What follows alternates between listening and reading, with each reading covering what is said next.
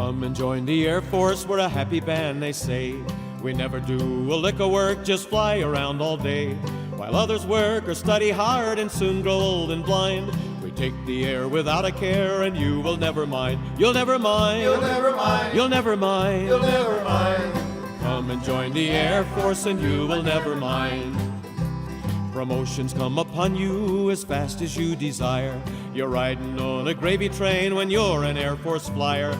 Just when you're about to be a general, you will find the engine coughs, the wings fall off, but you will never mind. You'll never mind. You'll never mind. You'll never mind. You'll never mind. Come and join the Air Force and you will never mind. One day you'll loop and spinner, and with an awful tear, you'll find yourself without your wings, but you will never care. 'Cause in about 2 minutes more, another pair you'll find. You'll fly with Pete in the Angel Suite, and you will never mind. You'll never mind. You'll never mind. You'll never mind. You'll never mind. Come and join the Air Force and you will never mind. You're flying across the ocean when you hear the engine spit. You see your prop come to a stop, the goddamn motor's quit. The ship won't float, you cannot swim, the shore is far behind. You'll be a dish for crabs and fish, but you will never mind. You'll never mind. You'll never mind. You'll never mind. You'll never mind. Come and join the Air Force and you will never mind. I'm flying in my 86 along the yellow shore. I'm loyal to the Air Force, but rotten to the core. I've only got one engine, and should that bastard quit, it'll be up there all by itself, 'cause I will shit and get. You'll never mind. You'll never mind. You'll never mind. You'll never mind. Come and join the Air Force and you will never mind. Maybe you'll ride the gravy train in administrative work. Let other guys light up the skies, why should you be a jerk? You'll meet that chairborne colonel to whom you've been assigned, with your nose in place and not on your face, but you will never mind. You'll never mind. You'll never mind. You'll never mind. You'll never mind. Come and join the Air Force and you will never mind.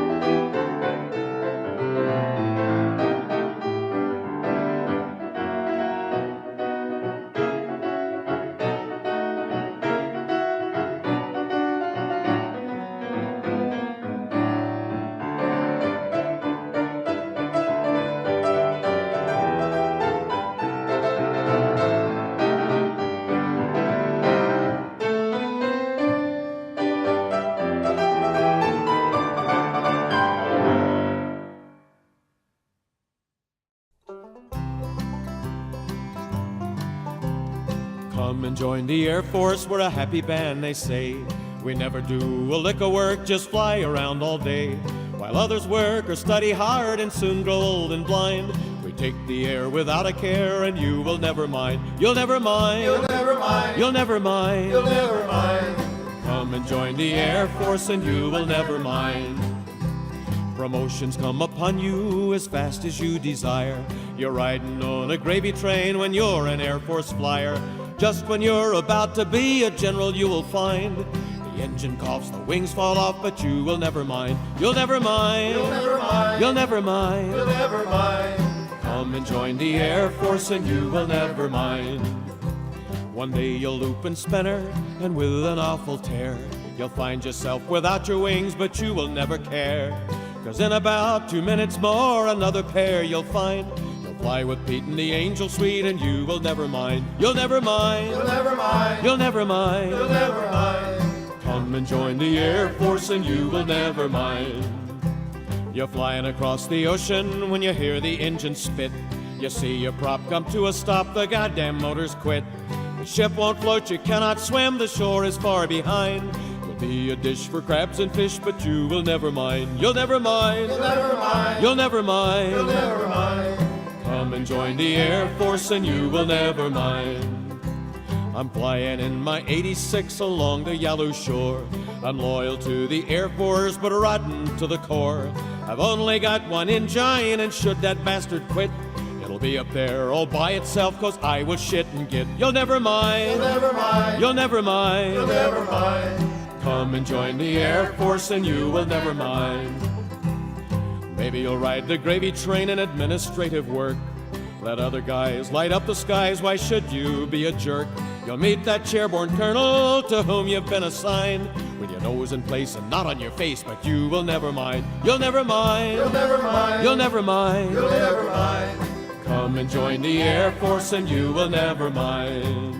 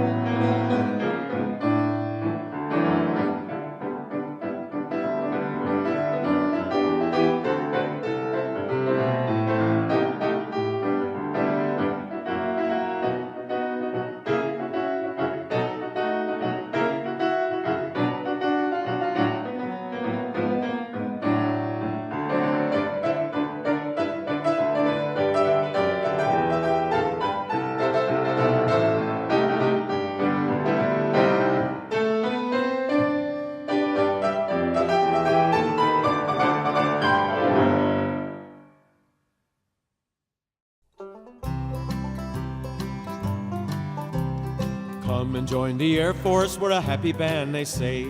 We never do a lick of work, just fly around all day. While others work or study hard and soon grow old and blind, we take the air without a care, and you will never mind. You'll never mind. You'll never mind. You'll never mind. You'll never mind. Come and join the Air Force and you will never mind. Promotions come upon you as fast as you desire. You're riding on a gravy train when you're an Air Force flyer. Just when you're about to be a general, you will find the engine coughs, the wings fall off, but you will never mind. You'll never mind. You'll never mind. You'll never mind. You'll never mind. Come and join the Air Force and you will never mind. One day you'll loop and spinner, and with an awful tear, you'll find yourself without your wings, but you will never care. 'Cause in about 2 minutes more, another pair you'll find. You'll fly with Pete in the Angel Suite, and you will never mind. You'll never mind. You'll never mind. You'll never mind. You'll never mind. Come and join the Air Force and you will never mind. You're flying across the ocean when you hear the engine spit. You see your prop come to a stop, the goddamn motor's quit. The ship won't float, you cannot swim, the shore is far behind. You'll be a dish for crabs and fish, but you will never mind. You'll never mind. You'll never mind. You'll never mind. You'll never mind. Come and join the Air Force and you will never mind. I'm flying in my 86 along the yellow shore. I'm loyal to the Air Force, but rotten to the core. I've only got one engine, and should that bastard quit, it'll be up there all by itself, 'cause I will shit and get. You'll never mind. You'll never mind. You'll never mind. You'll never mind. Come and join the Air Force and you will never mind. Maybe you'll ride the gravy train in administrative work. Let other guys light up the skies, why should you be a jerk? Intro, that's what I wanted to kill. Put the logo back up. Well, hello everybody, Max and Max's Models here, and welcome to another scintillating live stream. First off, can you hear me okay? Let's do a voice check. Oh yeah. Fine. 1, 2, 3, 4, 5. 1, 2, 3, 4, 5. Okay, can everybody hear us? Make sure I got the volume turned on this time. And the cogitator says we are transmitting. We just gotta wait about 20 seconds for it to loop for people to put up any answers to that. Can you guys hear us okay? 5, 5, 4, 4, 3, 3, 2, 2, 2, 1. Yeah, okay, we're 5 by 5. All right, very good. Well, guys, as you are probably sadly aware, we lost Bud Anderson recently, just last the other night, 102 years old. Famous triple ace from World War II, test pilot. He was part of the crowd that, you know, was the right stuff guys. Was a very close friend of Yeager's, and just the man had a career that was hard to describe. Man, he had a life that was hard to describe. And from what I could gather, he was quite the gentleman. At 102, man, I mean, you know, you can't complain about that. So that kind of modified what I was going to talk about tonight a little bit. I realized that there are a lot of kits of his airplanes out there. He had two Mustangs, a B model and a D model. He called them Old Crow. He later had an F-105 Thunder Chief called Old Crow 2. But, and that got me to thinking about kits of airplanes of specific pilots. And, hey Trey. Fran, hey, glad you guys could make it. So, and I wouldn't use the word surprised, but there were some pilots that are definitely very well represented. I didn't realize till I did this how many companies made models of his airplane. And, the first kit that I remember getting when I was a kid, actually my brother had it and I later got it, that was about a specific pilot, was Monogram's 148 scale P-47 Thunderbolt. It was Frank Cabreski's airplane. In fact, I think it was Hotel Victor Alpha, and I believe it was his call sign, HVA. And I actually built that kit a couple of times since then. And it's a good, you know, standard Monogram 148 scale kit. But, and Steve, you'll appreciate this. Gabby Gabreski, after the war, yeah. He became the head, the president of the Long Island Railroad, and he's the one that finally installed air conditioning on the Long Island Railroad. Yes, he was. And the airport in West Hampton Beach is named after I him. fly over Gabreski all the time. And interesting cat.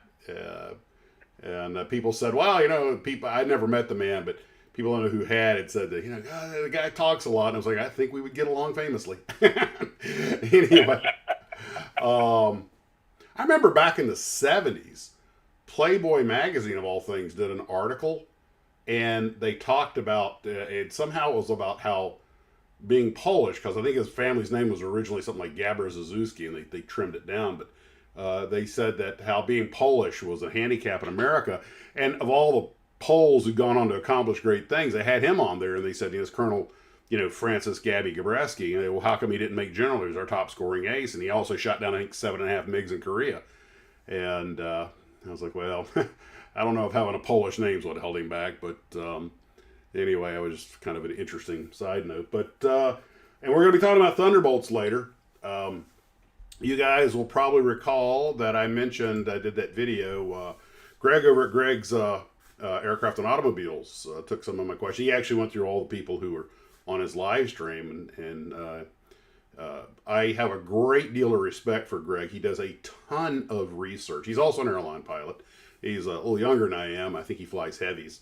I think cargo. But anyway, I tried to get in contact with him. He did respond to a couple of my comments. I tried to make contact with him, see if maybe at some point we could get him on the live stream, but I haven't been successful yet. So Greg, if you're out there, maxesmodels@yahoo.com. That's assuming you want to. Also still trying to get it with Dan Monroe. I don't know how many of you guys watch. I think it's Trek World. The guy does the history of all the Star Trek props and everything. And he did a great one just recently about a model builder.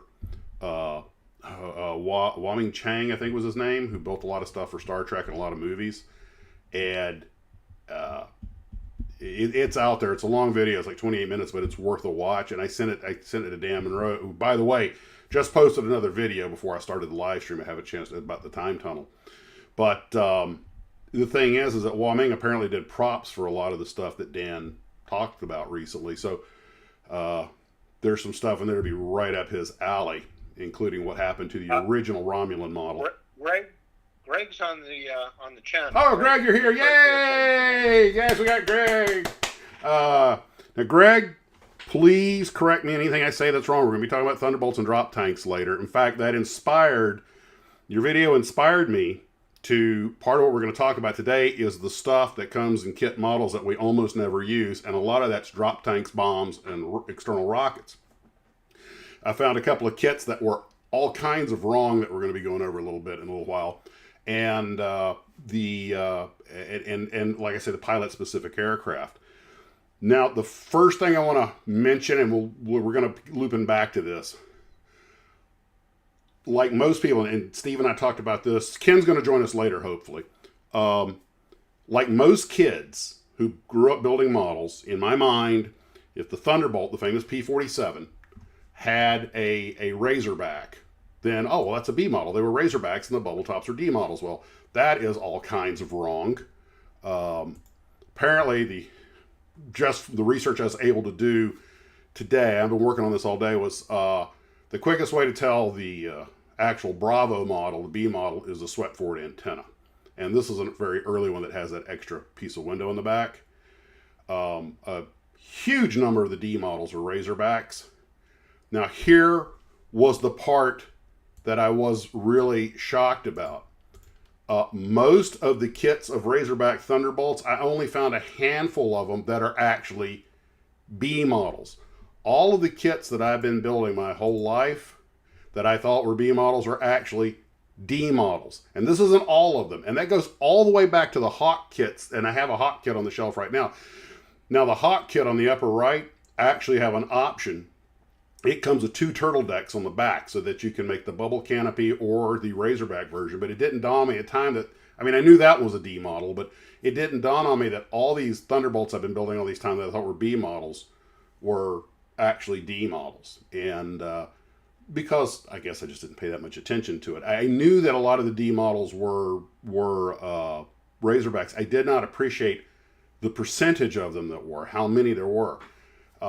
that's from what I could get today from the Air Force Museum data. There were 22 versions of the Thunderbolt, and I believe, and Greg, correct me if I'm wrong, when they say it's a P-47D-22, I think they mean it's a Block 22 aircraft, because they were all done in blocks, and they had two factories, Farmingdale and I believe it was Evansville, the other one. And the two letters in the back tell you which factory made it. But I found myself getting into the weeds real quick. And now this was spurned, this whole idea came out of when I watched the debate between, I believe it was Bill and Greg, on drop tanks, and could Thunderbolts have escorted aircraft over Germany in 43, which is why I made that little video the other day, which, by the way, I just did that on my cell phone in a hotel room on a layover, so it's pretty low quality, but you guys all picked up on the joke. And, well, not the joke, but what I was trying to get across. And it spiked my curiosity because I'm an enormous airplane nerd. And I'm sure I'm going to be digging into this a lot in the future and probably boring you guys to sleep with what I find out. But the all the differences in the subvariants and when the bubble tops came on and the changes in performance and everything, every time I would research something, it would just result in 100 more questions. And it was just one of those things that, first off, I want to thank Greg for all the work he does. The probably one of the best videos, most detailed videos I have ever seen is the one he did on the Corsair. Explains, because all of us, what I'm trying to drive at is, a lot of us have certain things we believe, consider ourselves history buffs, car buffs, airplane buffs, and we think we know a fair bit about stuff, and then you get into the weeds in it, or you look at someone's research, and you're like, oh my gosh, it was not nearly as simple as I thought it was.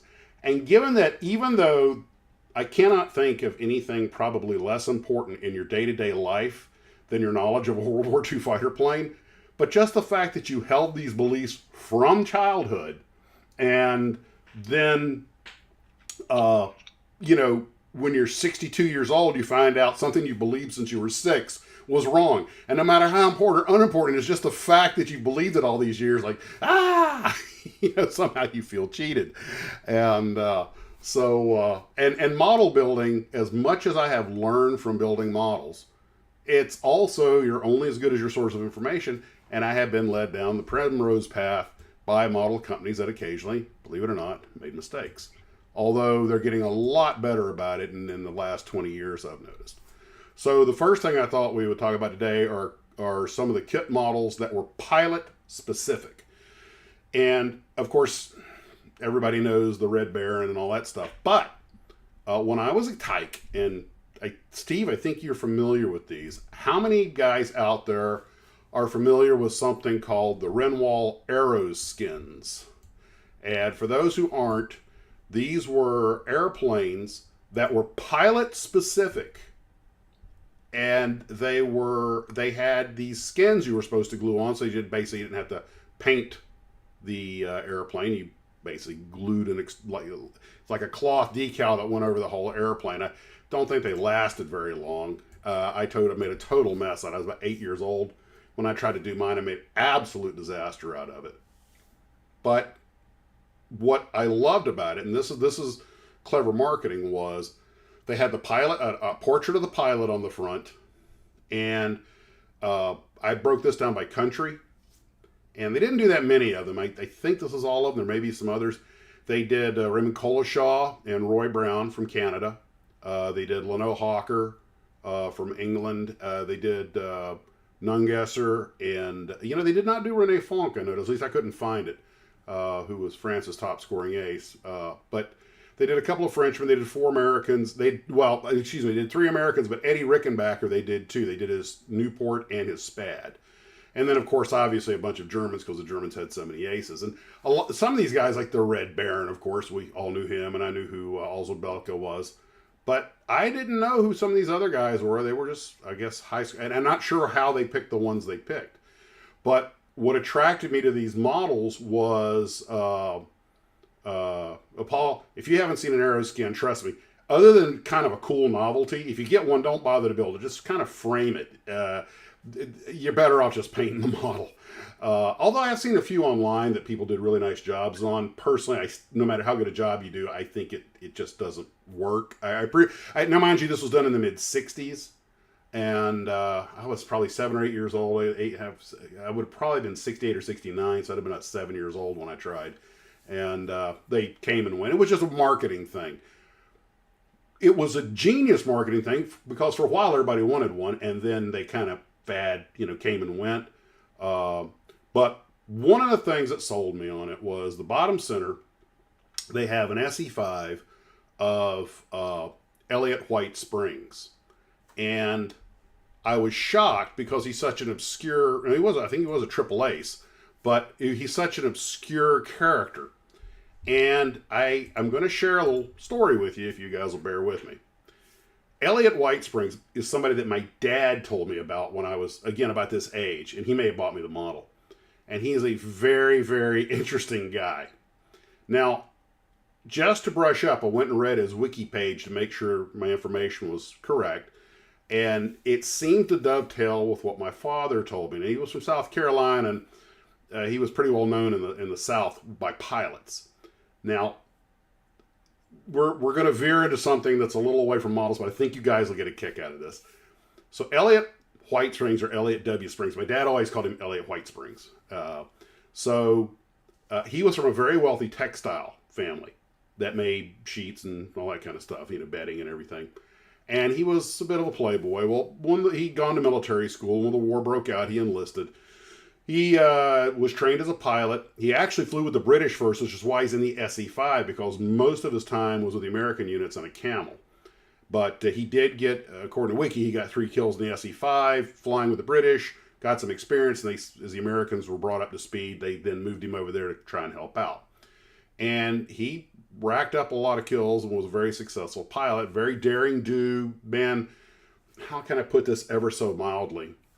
He had a certain zest for life and all that implies. Apparently, quite the lad about town and a very interesting guy. So the war ends. He goes back home and basically becomes a playboy, which is essentially what he was before the war. The family had money and he didn't have to work. But he lived a rough and tumble lifestyle. Quite popular with the ladies. Let's just say he was not one to be dissuaded by prohibition. I mean, he was a character. They should make a movie about him. But anyway, but then in the 30s, his dad passes away. And he has to go run the company. He said when he had to come and was actually given adult responsibilities, he got very serious about it. Well, apparently he was a pretty good artist. And sales were lagging. And one of the things that Elliot White Springs apparently thought was a problem was the advertising was so pedestrian. So he drew up a cartoon in the early 40s that just horrified the board. But he owned the company, so he could do what he wanted. Okay, so here we go. Now, I assume this was done by a professional artist for his design, but this was the ad they ran in the paper for spring-made sheets. I'll give you guys a second to digest that.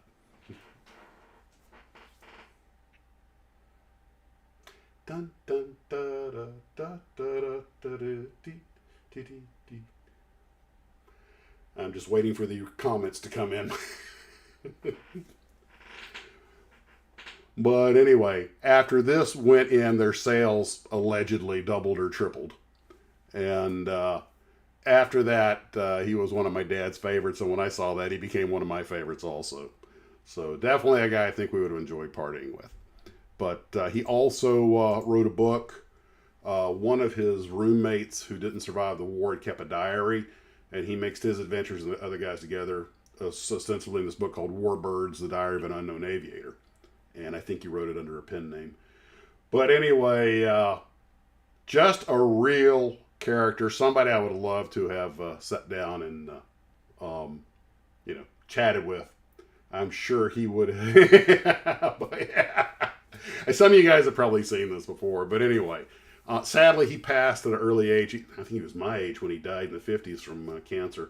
But it's just one of those things. I knew you guys would get a little tickle out of that. So anyway, getting back to the Aero Skins, what to me really sold these things was it was very personal.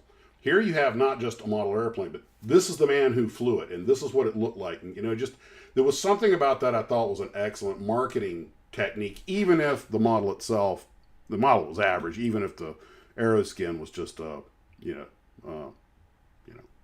fad.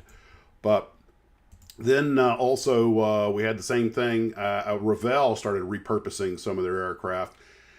And it's funny because, these guys were like, they probably would have been forgotten to history, but then Revell pops a model of their airplane. All of a sudden you're like, oh, who are these guys? Inquiring minds want to know. And I think making the airplanes pilot specific just added a level of intrigue to it. And they still do this today. We're going to talk about some of the more recent kits also.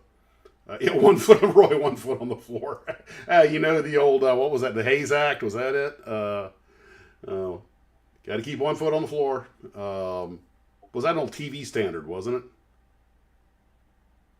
Steve, you there? Yeah, I'm here. Oh, Roy was saying 1 foot on the floor. Wasn't that a thing on television that if a man and a woman are in bed together, one of them had to have 1 foot on the, each had to have 1 foot on the floor? That was the same thing that was like, or they could have separate beds, Usually separate beds, it was easier to film. Yeah, I was like, as Dan Monroe would say, critics, Anyway, I knew who Werner Mulders was, and I'd heard of Glenn Eagles. I can't even say this guy's name, the Finnish pilot. I'm going to say Ino Lukanen. But, until I bought a model like this as a kid, I didn't even know where Finland was. And then I buy a model like this, and now I have to know. And it even though some of the stuff I learned from models was wrong, I learned a lot of my geography from building models. This guy fought here. You're over at the Family Globe. Look at where's Finland. There it is. And I learned that Finland was cursed. Their neighbors were Germany and Russia. Well, there's some prime real estate. But some people I already knew. For example, we've got Hartmann and Galland, and their kits of their planes are still made, and usually extremely well researched. One of the things I did notice is that the since more or less since the introduction of the internet, people have been getting a lot more picky about the models being accurate, and of course, most of these guys had multiple aircraft, so when you go to like an IPMS or something, they have to put like the date and month and theater that it was operating in, because the judges are often extremely knowledgeable of this stuff. And you go, look, I've got Adolf Galand's airplane, and no, that antenna's wrong, or that gun arrangement's wrong, or something, or he didn't have that many kills when he flew this plane. And I mean, it gets that, loyal order to the rivet counters. And which I appreciate the commitment to accuracy. I really, really do. But this channel is all about just having fun. And if I buy a kit that's pilot specific, then I will try to do it that way. But if I just buy a generic kit, I'm probably just going to use the out-of-the-box decals and not get too in the weeds with it. That said, there are some models that were wrong from the get-go. And probably one of the best examples, of course, were the Baba Black Sheep Corsairs. And there's actually a YouTube, or not it used to be what we would call a bulletin board. I guess now you call it a website that was dedicated to what happened to all the airplanes that were used to make the show. And of course, in 1977, you're trying to make a television show.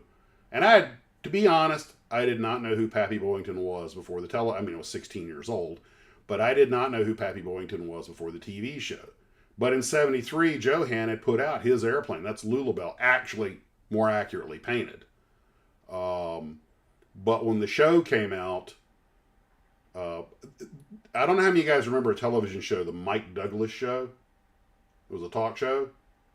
Yep. And one week, they had Robert Conrad was the guest host, and I think they did it from the they did the whole show that week, or at least that one episode from the set where they filmed Bob Black Sheep out. I think it was in Southern California. But and they actually had Mike Douglas get in the cockpit. Robert Conrad was standing outside, and Conrad had become a private pilot. The television show introduced him to aviation, and he went ahead and got his ticket, his private ticket, and bought I think it was a T-tail Saratoga that he used to commute out to the set because it had its own runway. A very expensive show to produce, obviously. And he was saying, now mind you, this is 1977, and the show only lasted 2 seasons. Which was a lot longer than Boynton's career in the Marines flying in the Pacific because he got shot down. And they, he did know how to crank the airplane, I think taxi it. So he had Mike Douglas get in the cockpit. He talked him through starting it, and they started the airplane up with Mike at the controls. Of course, had the brakes locked and was chocked. Not that a Corsair couldn't jump a chock. But anyway, the airplanes, he said the pilots got $500 a day each. They all own the airplane. Every airplane was flown by its owner or somebody the owner had authorized to fly it. But most of them were being flown by the pilot owner. They were in an incorrect paint scheme. They should have been painted like the one on the Johan box.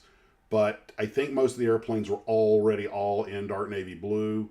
One of them had the big white arrow on the wing and the tail, which was not a VMF 214 marking, but they were like, you know what? We'll just go with it because we don't have the money to repaint these things. There are different versions. They had some 4-bladed props and 3-bladed props. Most of them were later models. And they were, they had to work with what they could. It's a TV show. They don't have an unlimited budget. But he said the pilots got $500 a day, and then they got $1,500 a day to operate their airplane. And I think the company provided the production company provided the fuel. But if you ever notice, they constantly, which no shock, they're constantly recycling footage because they really couldn't afford to fly them that much. It's just so bloody expensive. And I forget how many they had, 5 or 7. There just weren't that many Corsairs around, and I don't think any of them were the correct model. A couple of them did have 3-bladed props though, but which would have been closer. But Boeington, when he was in the war, I think initially they were flying the birdcage Corsairs, and later they got the Dash 1s, which had that little bubble on it. And we're going to be talking about the Malcolm Hood style. That's not a Malcolm Hood, but it's close to it in a little bit. But by when Revell just recycled their Corsair, the same one that I think was Ira Kepford's Corsair that they had made in 1/32 scale, they just recycled it. And, I'm sure they kicked a little money to the production company or to Conrad to be able to use their likeness. But you'll notice that it doesn't say that this is Pappy Boynton's Corsair. It says from the TV show Bob Black Sheep. So in that way, it's kind of more accurate because they're not, unlike Johan, who is making what's supposed to be Boynton's Corsair, they're making what you see on TV. So it's a TV Corsair. Finally, some people did come up with one that was specific to Boeington later on, I think in the 80s or 90s, I think in 1/32 scale. And then I think it was Tamiya put out the birdcage model, and that thing sold like hotcakes. But the kit model. But the model itself, though, was actually, I do not think it was accurate to any of the airplanes in the show because they had recycled a kit that was actually a World War II era Corsair. And you see some of these things in the show. They got the 20mm cannon barrel sticking out and everything. I mean, airplane buffs are, and of course, there were no Zeros, so they're flying against modified S&Js and AT-6s. So you've got a 400-mile-an-hour airplane trying to simulate a dogfight with a 170-mile-an-hour airplane, and I'm being generous. So you're always seeing the Corsairs go after them with their flaps down. And of course, the general audience doesn't know. It's entertainment. And I was a kid. I knew, but I didn't care. Airplanes, dog. But then after a while, it's just the same old footage getting recycled time and time again. And so, they did what they could with what they had. Second season was an utter disaster. And the show was canceled. High production costs, low numbers. But making television shows about World War II is ungodly expensive if you try to be accurate. Even television shows like Combat or The Rat Patrol. The first episode of The Rat Patrol was filmed in Spain. I mean, that was not a cheap thing to do. And what I found interesting about this is the one on the left, the Johan kit, is pilot specific. Pappy Boyington's Corsair, it even has his name on it, and in tiny little letters there. Sorry, I should have blown up a bigger picture for you. Whereas the right one is talking about the TV series from Robert Conrad, so it's kind of pilot specific, but not. But anyway, that's why if you're going to build model for style, I recommend building specific aircraft, make general markings. That way you can't be rivet counted. I agree. I do like to stay with the more general stuff. And so then, but that was a good example of a kit that was made pilot specific. Long before the right stuff came out, Strombecker had done the Bell X-1B with Chuck Yeager's face on it. And at first I thought, Yeager was hardly a household name in the 50s when Strombecker was making this kit. But then it dawned on me, yeah, but if someone's buying a Model A X-1B, they probably know who Yeager is. And I assume they tossed a little money his way for this, but I don't know. Being an Air Force officer and a public figure, maybe they didn't. And then later on, after the movie The Right Stuff came out and people wanting to advertise everything from batteries to aircraft, now all of a sudden, anything he flew, let's rebox the kit and put his picture on it, and that he got paid for. And he did fly the X5. In fact, I think he probably flew everything Edwards had out there at some point. I've heard it claimed, and I think it was an interview with him. He said that sometimes he flew as many as 5 different aircraft in a day.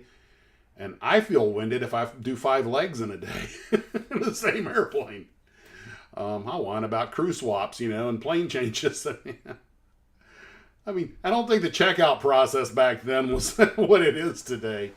Before they'll let you loose in an airplane a day, you do about 4 weeks in a simulator, at least 2 weeks in a simulator.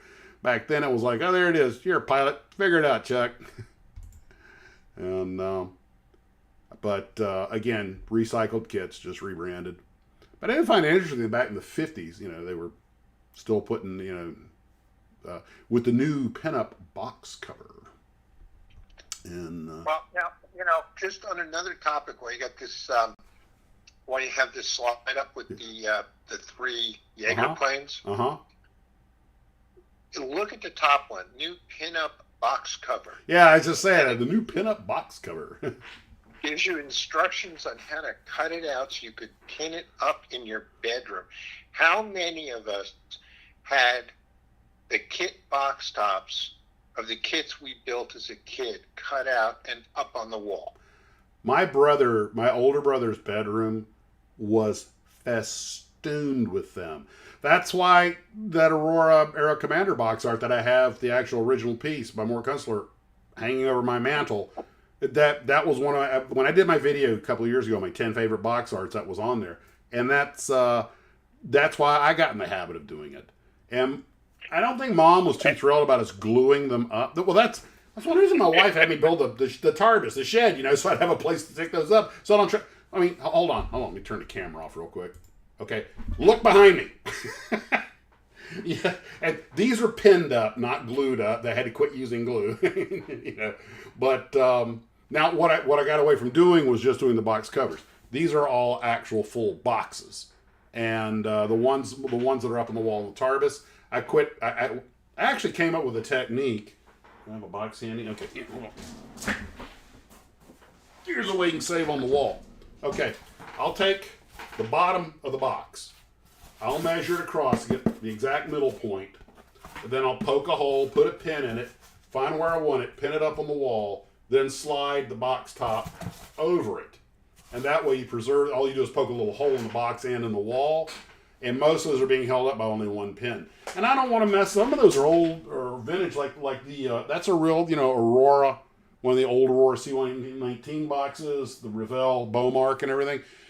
Those things are 40, 50 years old. I don't want to mess them up. So that's a way that I can display them. And then the boxes that don't go on the wall, I wind up doing the whole Russian nesting doll thing with to save space. But absolutely. I have 2 up on the wall in my basement, which is the original Strombecker X or RM1 and the space station. Mhm. And I have them up on the wall where I have all the prints of the X-planes. That's a good one. Yeah, I know some people actually frame them, which is fine. I mean, it's beautiful. I love box art. Now, I remember seeing this at Crouch All Drugs for sale. This is Bob Hoover's yellow Rockwell P-51 back when it was, when he was sponsored by Rockwell. And humble opinion, I think Bob Hoover is one of the, if not the greatest pilot that's ever drawn breath. On top of being an outstanding, very, I mean, he was shot down during the war, but by ground fire. And, but on top of being outstanding, he's the one that stole a Focke-Wulf 190 and managed to make his way. Never seen the plane before. I mean, there's another guy, him and Bud Anderson, a couple of guys. They could just do stories of their lives, and people would go, "This is too contrived." But I remember seeing that and thinking, "Man, come on!" If somebody said, "What's he doing here?" And somebody says, "Oh, he grabs a handkerchief with his wingtip." And I was like, "Man, nobody can do that." And then you go out on YouTube or something, watch, and like, "Holy crap, that guy's good." And you can see some of Bob Hoover's flying on, and he, of course, the one that did the routine in the Shrike, the Aero Commander with the props feathered and the engines off and just using stored energy. I'm like, good. I mean, they're smooth, and you can see him doing the barrel roll as he's pouring tea with the back of his hand, and it's going in the glass because he's keeping a perfect 1G turn. And and from what I understand, I've listened to him speak. I've never met the G. He's passed away now, sadly. I never met the gentleman, but like Bud Anderson, he had a reputation as being very much a gentleman, and that's he's hoovering that. But I'm pretty sure that Bud and Bob are the kind of guys that if they could get a washing machine to fly, those guys could fly the box it came in, and it's just there's some people out there that just have that certain magic something. I'm more than willing to admit that I am just a standard, average, run-of-the-mill pilot. I mean, I'm very happy to get to do what I do for a living, but these guys are in a category of their own. And now there's one other, and because when I started going through and digging this, I realized I'd be here all day because there are so many kit models out there that are pilot specific, but there was one that's pilot specific, but not by design. And I don't know how many guys remember this guy, Viktor Belenko, the Russian pilot that defected in the MiG. I read his book, MiG Pilot, and it was an interesting read. And I had the picture of his wife, Ludmilla, and I was kind of like, are you sure Victor just didn't defect to get away from Ludmilla? I mean, sounds like a Bond villain. But I remember when that kit was on the shelves. In fact, we got one. And I remember it was all over the news and everything. And there's something about this whole event that we have to touch on.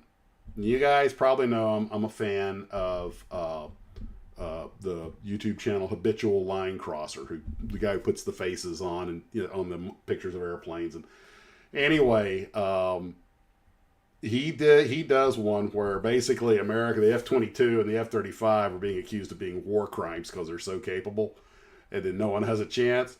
And he says, hey, this is your fault, Russia. You told us you had these super airplanes that could do all these incredible things, so we made an airplane to beat them. We couldn't help it that you were lying. And I keep thinking of Victor and the Foxbat. NATO was terrified of that airplane for good reason until they got their hands on one. I'm like, what a piece of crap.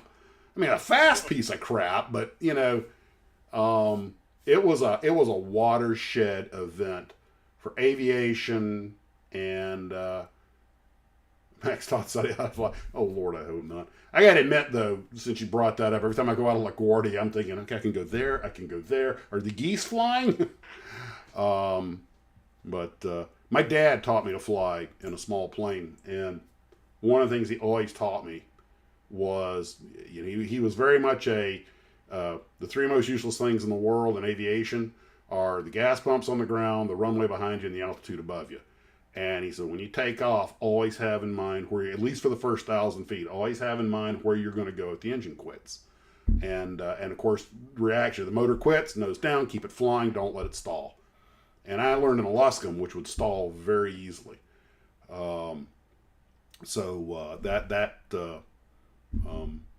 Thinking about where you go, even flying a multi-engine jet, flying the Airbus, I'm still thinking, if I have my Sully moment, well, there's that. And fortunately, I go pretty much the same airport. So now there are some places you go out of, there just isn't any place to go. So let's just hope I'm not that 1 in a billion that has something, you don't want to talk about that. Anyway, when Belenko defected, it was just a watershed event on so many levels. For aviation knowledge, for intelligence, and he passed away recently, natural causes. What surprised me was, after the wall came down and everything, he was actually allowed to go back to Russia and visit his family, and the KGB didn't grab him. So I wouldn't think that was a wise choice on his part. I wouldn't either, Steve. But the call of home can be a powerful thing. That's what Zoom is for.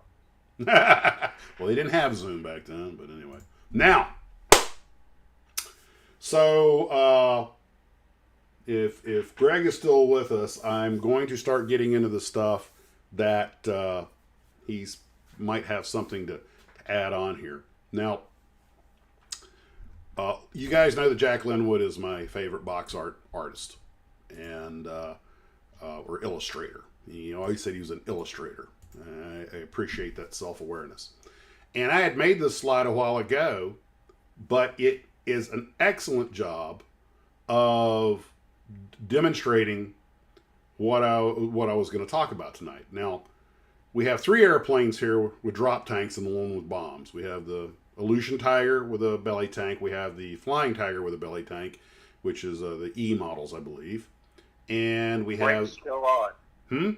Oh, good. Greg is still on. Great. So keep me honest, Greg. And so here's the dealio. By the way, Greg, you can email me at maxismodels@yahoo.com. One word, all lowercase. So anyway, this slide just happened to work for what I was going to talk about tonight. You look at the Thunderbolt, and it's got it's dropping bombs, but it's carrying a belly tank, but the one behind him doesn't. And I think when we had Mike Machad on the line and we talked about this, I think he would have lost that belly tank before he started strafing up a rail yard. Of course, it's always the possibility it's a hung tank, or he just forgot, or maybe he still needed it. What I was shocked to learn was, this is when Greg and Bill were going at it, in most aircraft that I've flown, and of course none of them had external tanks, but you burned out of your main tanks, and then any auxiliary tanks you had pumped fuel into the mains. But you always pulled fuel out of the mains into the engine. Apparently the Thunderbolt, it went straight from those belly tanks, at least on the wings. I don't know about the underbelly. But it went straight into the engine from the tank, which was interesting. It actually kind of makes sense. But you'll notice he's dropping up what appear to be a pair of 500-pounder general-purpose bombs off of the racks. Now, the racks could carry fuel or they could carry bombs. But apparently, those racks have to be mounted on the airplane. And you really need to go back and watch Greg's debate with Bill on this whole... They get into the weeds on it, but it's really interesting if you're an aviation guy. Those racks have to be mounted onto the wing. Because you notice the P-51 in the upper right doesn't have any fuel tank racks on it. At least, well, Linwood didn't like to put the wingtips in there, so maybe they didn't go far enough out. But it still gets the idea across that a lot of these airplanes, we're going to get to some pictures later. We're going to be looking at some different loadouts. And if you're a Thunderbolt fan like I am, you're going to see an opportunity to do a lot of interesting builds, stuff that they don't put in the kits. But a lot of us, those wing rack, the bomb racks and tank racks and the tanks that all come separate. A lot of us like to build our models clean. And so we don't put any of that on there. We just, because the airplane looks sleeker without it, especially if it's going up on a stick. My exception is attack aircraft. When I did my Sky Raider, I put absolutely every piece of ordnance on it I could, because no matter what angle you're looking at, a Sky Raider never looks sleek. But it looks great with all those bombs hanging off of it. And it's a chore. You know, doing the ordnance, painting the bombs and everything, and detailing them is fairly tedious work. But when you're done and you put it on, it really enhances the look of the model. But there were a lot of loadouts for the Thunderbolt. And it took me about 10 minutes to find these pictures on the internet. And if I remember correctly, no two of these airplanes are outfitted the same way. Now, there's a huge debate about the drop tanks and all that other stuff, and I'm not going to go down that because, frankly, I don't know enough about it. Listening to those guys talk about it, I wound up getting so far behind the power curve. But there was, apparently in the Pacific, they were getting some real long-range missions out of them. There's some decision-making processes in the 8th Air Force that I'll let them hash it out, but it's distinctly possible that the Thunderbolt could have been rigged out in 43 to go a lot further than it did. And the factory was willing to produce the airplanes with all this stuff on it. No, some people are saying yes, some people are saying no.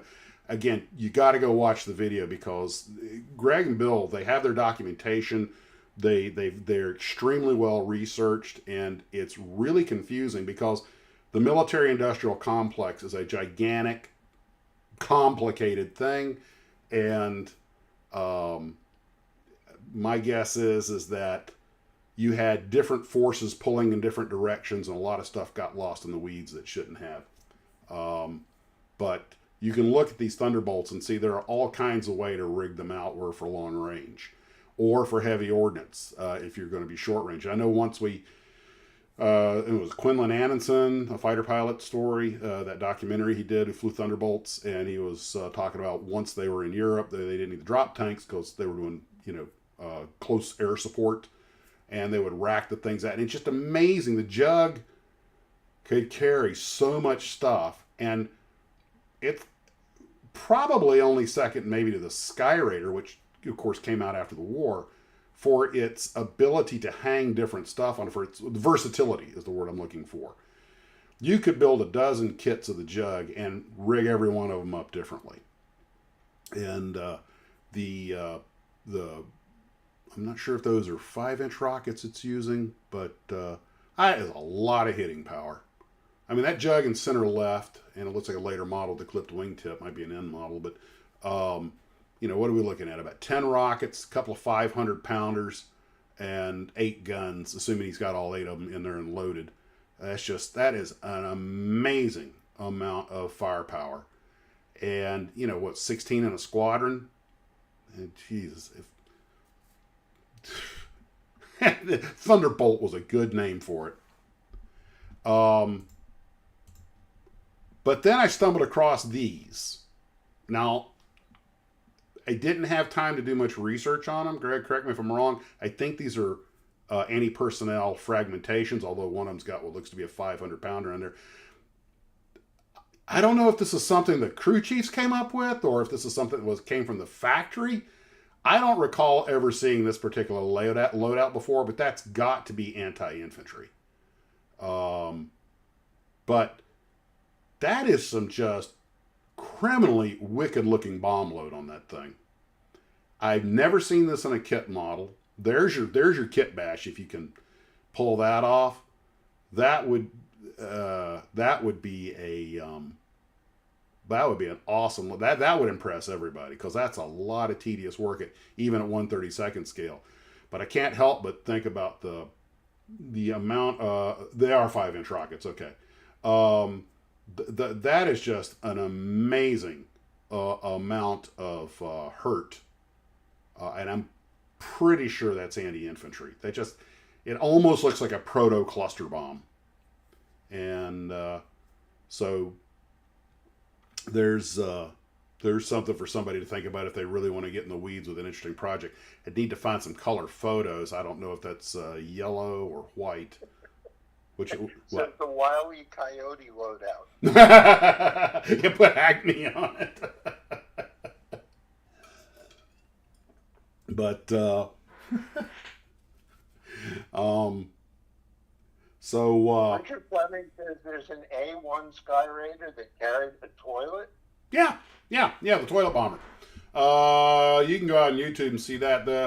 They were, there was some kind of gag behind it, but they used to show this thing carry everything, including the kitchen sink. So, like, one guy put a kitchen sink on, so one guy went ahead and put a toilet on it, dropped it in Vietnam, and I know I'm getting the story wrong, but it was something like he dropped it in Vietnam. The Vietnamese wouldn't get near it because they didn't know what it was, or some old joke like that, which I think is just poking fun. But, Kittinger, in his book, talks about when he was flying the B-26 Invader in Vietnam. He did 2 tours in Vietnam, one in Invaders and one in Phantoms.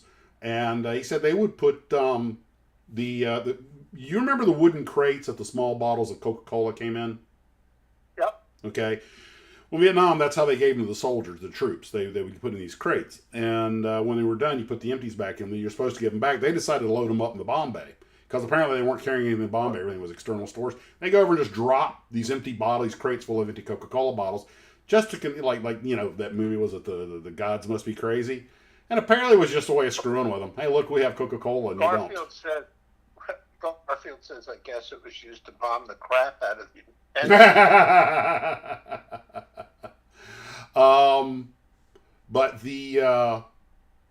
But yes, and there have been other things like that put on airplanes, and there's a gag, I think the Navy put it out. They basically hung their commanding officer off a bomb rack, and he's posing holding his Beretta 9mm. But, it's like, hey, trust me, the military's got a wicked sense of humor. Now, one other, speaking of, now we've talked about, all the stuff you can do. Now I'm going to show you something that they absolutely got wrong. This is the old Lindbergh F100 Super Sabre kit, all right? And I haven't built the kit. I guess it's okay. But you will notice, and it's in the box art as well as in the box, it comes with 8, I guess they're supposed to be 5-inch rockets that are supposed to go under the wing on individual racks. Like they would go under the wing of a Thunderbolt. I did as much research as I could do. They never mounted rockets like that on the F-100. But they're in the kit. Now, I found every rocket loadout I could for the F-100. They're along the bottom. They did have some interesting gizmos so that they could attach to the mate them to the rack. But they never had the individual. Lindbergh just made the model wrong. And when you think about how much effort it takes to cut a mold, and every part you cut in that mold costs X number of dollars, I don't know where somebody got the idea to do this. Not the only model that was wrong from that era, especially. This is going back to the 50s. But I just thought it was really funny that they went through all that trouble to invent a new weapon, which I got to admit looks cool on the airplane. It does look good. But if you want to be accurate and you ever get the F-100, just putty up those holes and throw the rockets in the bin with all the other stuff that we Sabre dance. By the way, it's funny you should mention that, Trey. I've been researching the F-100 lately. Okay, hold on. Since you brought that up, story time with Max's models. A lot of you guys, I am sure, have seen the famous footage of the F-100 out in the desert doing the Sabre dance that goes in sideways and crashes. I actually worked with a pilot. He was a retired Air Guard guy who had been an F-104 pilot, who knew that pilot, who did die later, unfortunately, from his injuries. And he was explaining to me what happened, but apparently there's a little debate about it. The pilot he had diverted there, if I remember correctly. Gosh, he told me this story 35 years ago. The pilot had diverted there for some reason, and it's out in the middle of the desert, and he's coming on approach, and the F-100 is a notoriously unforgiving airplane, especially the early models. And there was a vehicle on the runway or something. He had to execute a go-around. And he pushed the throttle up and goes into burner. But one story was that when you go into burner on the F-100, if you pitch the nose up too much, the exhaust plume hits the ground and it starts driving the airplane. Your controls don't have a lot of authority because you're slow, but you have this hot exhaust jet going out the back end that's working like a handle as it hits the ground, pushing you around. But also, I read that if you went around real quick in the F-100, that it had I think it was a pitch up tendency, which could cause problems. I'm not sure one or both of those things happened, but things got out of control very, very, very quickly on the guy. And once it started the dance, if he pulled it out of burner, it probably stopped flying. You've seen the footage, and it's a real tragedy. And he's not the only guy that happened to. It just happened because he was at a place where they'd been doing test work. They happened to have a camera crew there, which is why it was on. Which is why they filmed it. This is. And I read that part, but the gentleman I knew actually was acquainted with the pilot, and he I was like, that's terrible. He goes, and then he starts talking about other incidents. I'm like, good God, how many pilots were you guys killing in those Century Series jets? And he's like, quite a few actually. And he told me a story. Now this is the Air Force of the late 1950s. So here's a story that read. This guy's name was Reggie. We just call him Reg. And Reg told me a story when he was a young second lieutenant. Now, this is the Air Force that I wanted to be in. It's like 1958, I guess, or 59. Reg has $11 in his pocket. Now, this is going to be important in a minute. It's Friday afternoon, and Reg wants to go see he's at Moffett. And he's got a buddy that's at Nellis, and he wants to go see him. Now, there's no internet, no cell phones. And if you picked up the phone and wanted to call, it's long distance. So he just goes, hey, sir, I have a friend down there. Could I take one of the F-104s and over the weekend and go down to Nellis? Now, later on, they had something called ACE, Accelerated Co-Pilot Enhancement, where like co-pilots on tankers and stuff could get some stick time in a trainer on the weekends, take it home, go see their parents, that kind of stuff. Oh, world's best flying club. Was that joke? Without ammunition, the Air Force is just an overpriced flying club. But anyway, the base commander signs off, and he has them fuel up an F-104. And I'm thinking, second lieutenant or first lieutenant just gets to check out an F-104 to go see a buddy for the weekend. That's the Air Force I want to be in.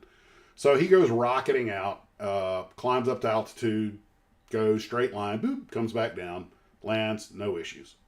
And they put him in transient parking. Well, he gets there, he's on the phone because now that he's at the base, it's all local calls. He's trying to track his buddy down, and he can't find him. Oh, great.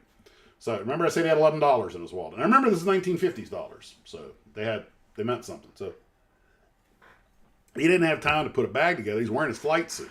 But you can't go like to I don't know what the deal was. He just didn't want to wear his flight suit for 2 days. So he goes to the base exchange, and he buys a pair of tennis shoes and a one-piece jumpsuit and maybe some clean underwear. And for like $2 gets a room at I guess it's the transient BOQ or something, Bachelor Officers Quarters. He spent like, $2 on the shoes and $6 on the jumpsuit. So he has like $4 left. So he goes to the Officers Club that evening, and back then it was like $1.75 to eat at the Officers Club. Did I mention this is the 50s? So he goes there, and they're having, such and such barbecue, whatever. So he pays his $1.75. He even has enough, a couple of quarters for a couple of beers and everything. Spends the evening chatting with other pilots, wearing his fresh new little jumpsuit that he bought and his little $2 sneakers, and goes back to BOQ, sleeps, gets up the next morning, like 75 cents to buy breakfast, and back in the jet, back home. And he came home with $2 left over. Now, that's pretty much the whole story. I'm still just trying to get over the fact that he managed to spend a weekend at Edwards for $11, but and came home with change. But what I really had trouble kind of coming to grips with is the commanding officer just lets this no timing grade fighter pilot just take an F-104 off for the weekend. I'm like, okay, where do I sign up for this? Last time I checked, you could not just sign out a jet and take off for a weekend, but who knows, times change. Yeah, the F-104, that was another handful of airplane. But I'd be honest, between the F-104 and the F-100, I don't know which one had the worst accident rate, but I think it might have been the F-100. But I'm not really sure. The Italians actually operated the F-104 with very low accident rate. But unlike us, they never pushed it to the edge of its limits. They had a very narrow tolerance band they operated in. They only retired their last once, I think, in the 80s. And they took real good care of them, too. So, we talked about the kit with the wrong parts. This is something this is just a quick snapshot of all the versions of the Thunderbolt. There's 22 of them on here, and of course that's too small to read. But apparently when they went to the bubbles, they created drag. They had to put bigger props on them. I mean, you go through this and you start reading the modifications that each model had, and you realize how many iterations and how much work and research and testing went into this thing. But it was such a durable platform. Now, this is the photo that I found online of the original like wind tunnel idea of what the Thunderbolt was going to look like back when it was the A-10 project and was just going to be a lightweight interceptor. And my God, did that evolve into something completely different. But this is an inline engine, sleek, lightweight design. And how it got from that to the beast that we know as the Thunderbolt is one of those things that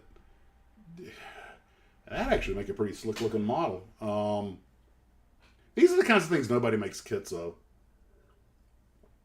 But I mean, it looks more like a P-40 than a Thunderbolt. But it didn't. They never built that airplane. They never got past the mock-up. They wound up going through a couple of versions of the airplane. Again, the B model identified by the forward swept antenna. Unless you want to start counting cowl flaps or looking for some really small stuff, it can be really hard to tell these things apart.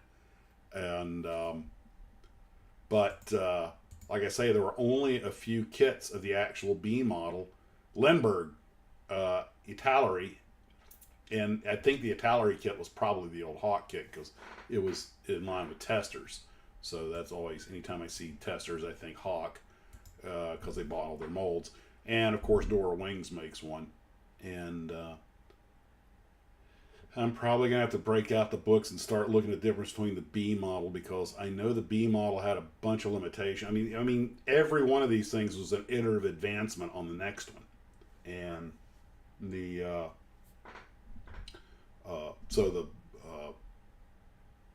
even though they look a lot alike, there are a lot of differences between like the B and the D. And sometimes it's different propellers and different radios, different armor plate, different fuel systems, different cowl flaps. I mean, a lot of stuff.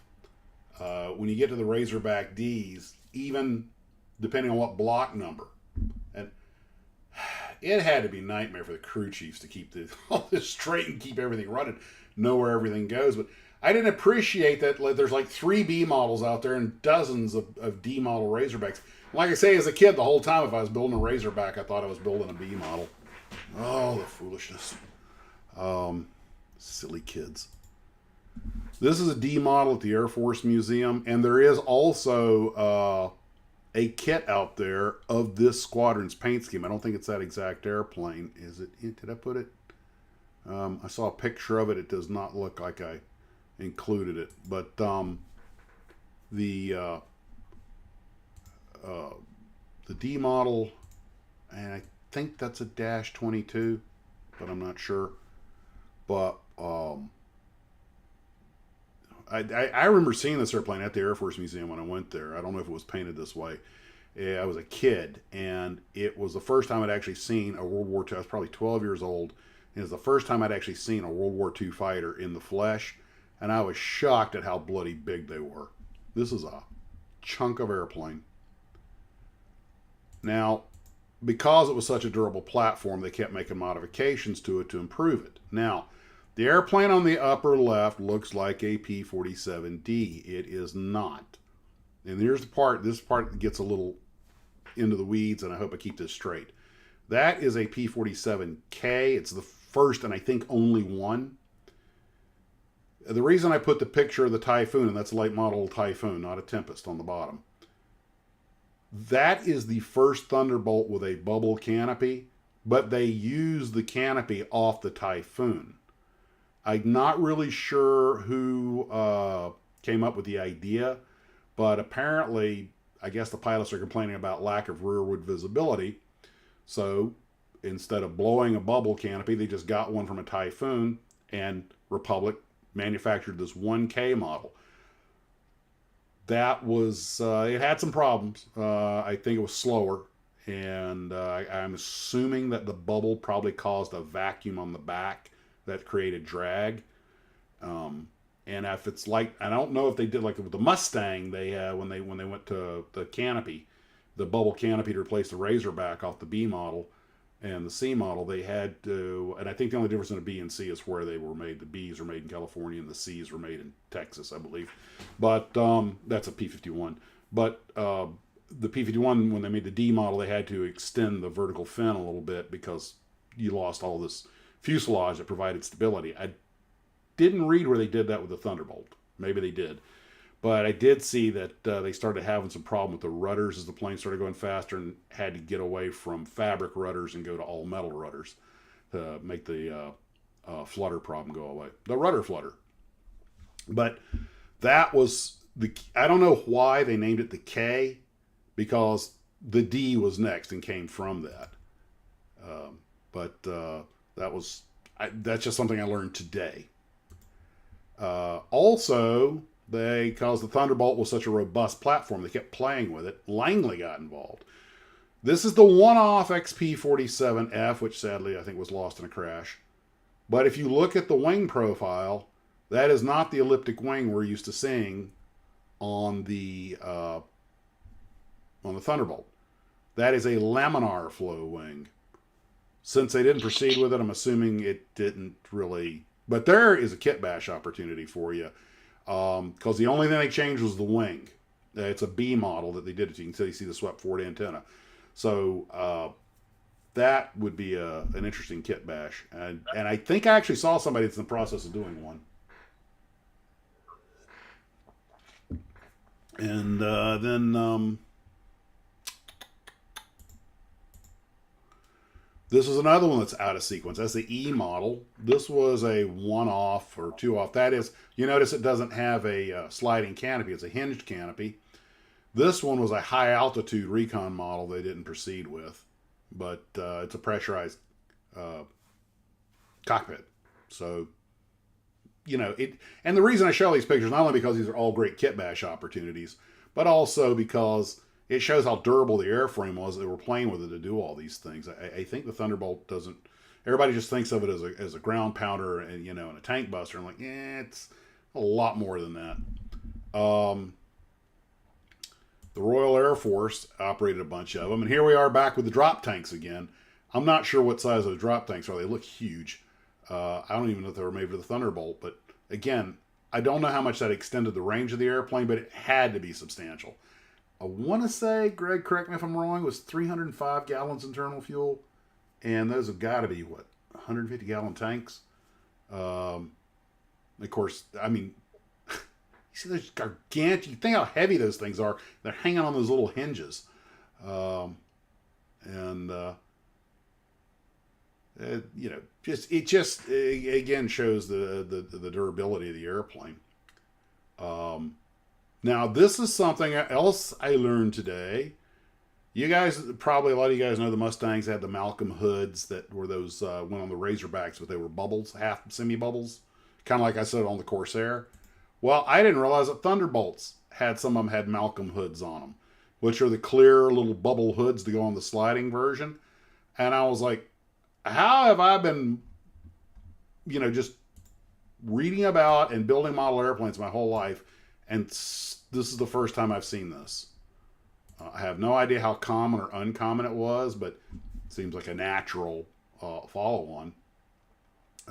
305 internal, those are twin 150s, 475-mile escort radius versus 230 on 10 fuel. So that is almost doubling. No, it's more than doubling. That's incredible. I hate to say, I don't like to take sides when I haven't read enough, but I just don't understand why we weren't doing that in Europe 43. And that's what Greg and Bill get into in their video, which I highly recommend you go read and or go listen to it. It's long, but it's very informative, and they both make excellent arguments. But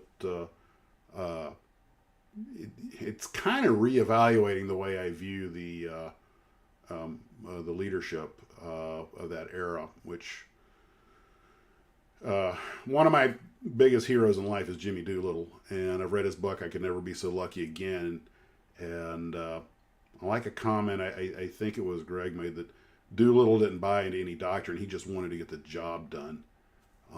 I think some of these other generals, I think Greg may be right, that some of these other generals, they had their, I don't want to call it religion, they had their beliefs, and by God, we're going to prove this works. Hope I'm wrong. But anyway, so the Malcolm hood, I don't know how well it worked on the Thunderbolt, but you thought that would have been standard equipment on the old Razorbacks. I mean, just that little few inches enough, you can crank your head around and see what's behind you. And without the framing members, I don't know what the effect was at high speed. It might have knocked a couple of knots off the airplane, but the Mustangs didn't seem to have any problem with them. The Brits loved them. Let's see. And where's the... Okay. Now, this is not a Republic product. This is not a Thunderbolt. This is the XP60E made by Curtiss. What I didn't realize was, again, till today, started digging into it, is that Curtiss made a few hundred Thunderbolts because Republic, even with two factories, just couldn't crank out enough of them. This was supposed to be like one of the... Because they came up with several ideas for the Super Thunderbolt. But this is something Curtiss came up with as a replacement from what I read today for the P-40. And I'm thinking, that looks way more like a Thunderbolt than a P-40. But it's no, this is the Curtiss XP60E. And I'm like, and they were building Thunderbolts. I'm kind of smelling a little copycatting going on here. Maybe a little, hey, nice airplane you guys have. Pardon us while we borrow some of your design features. But the airplane didn't proceed, and it's a pretty awesome looking machine, though. I don't. It's probably some resin maker may make a kit out of it, but I doubt there's a plastic-styrene kit of it. But it seems to have all the features: gargantuan engine, tough wide gear, bubble canopy. And I'd kind of like to see if that thing could have. But some of these Super Thunderbolts that were coming out towards the end of the war and everything, I mean, they're putting inline, double V16s in them and their V12s in them, and they're like, everybody knows jets are over the horizon at this point, but at least they kept playing with it. I found a picture of a P-47G that's still flying, and it's just a P-47 made by Curtiss. So, let's see, fit the screen. There we go.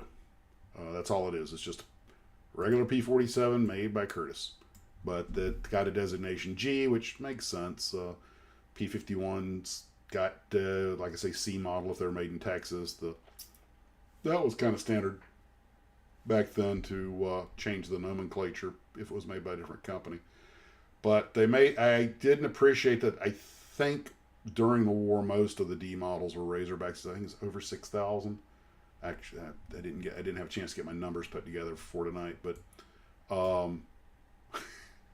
so if you build a Thunderbolt, if you build a D model Thunderbolt, and one of the judges starts giving you a hard time, just tell him, excuse me, that's a G model made by Curtiss, and let him scratch his head and figure, oh, okay, that would explain any discrepancies.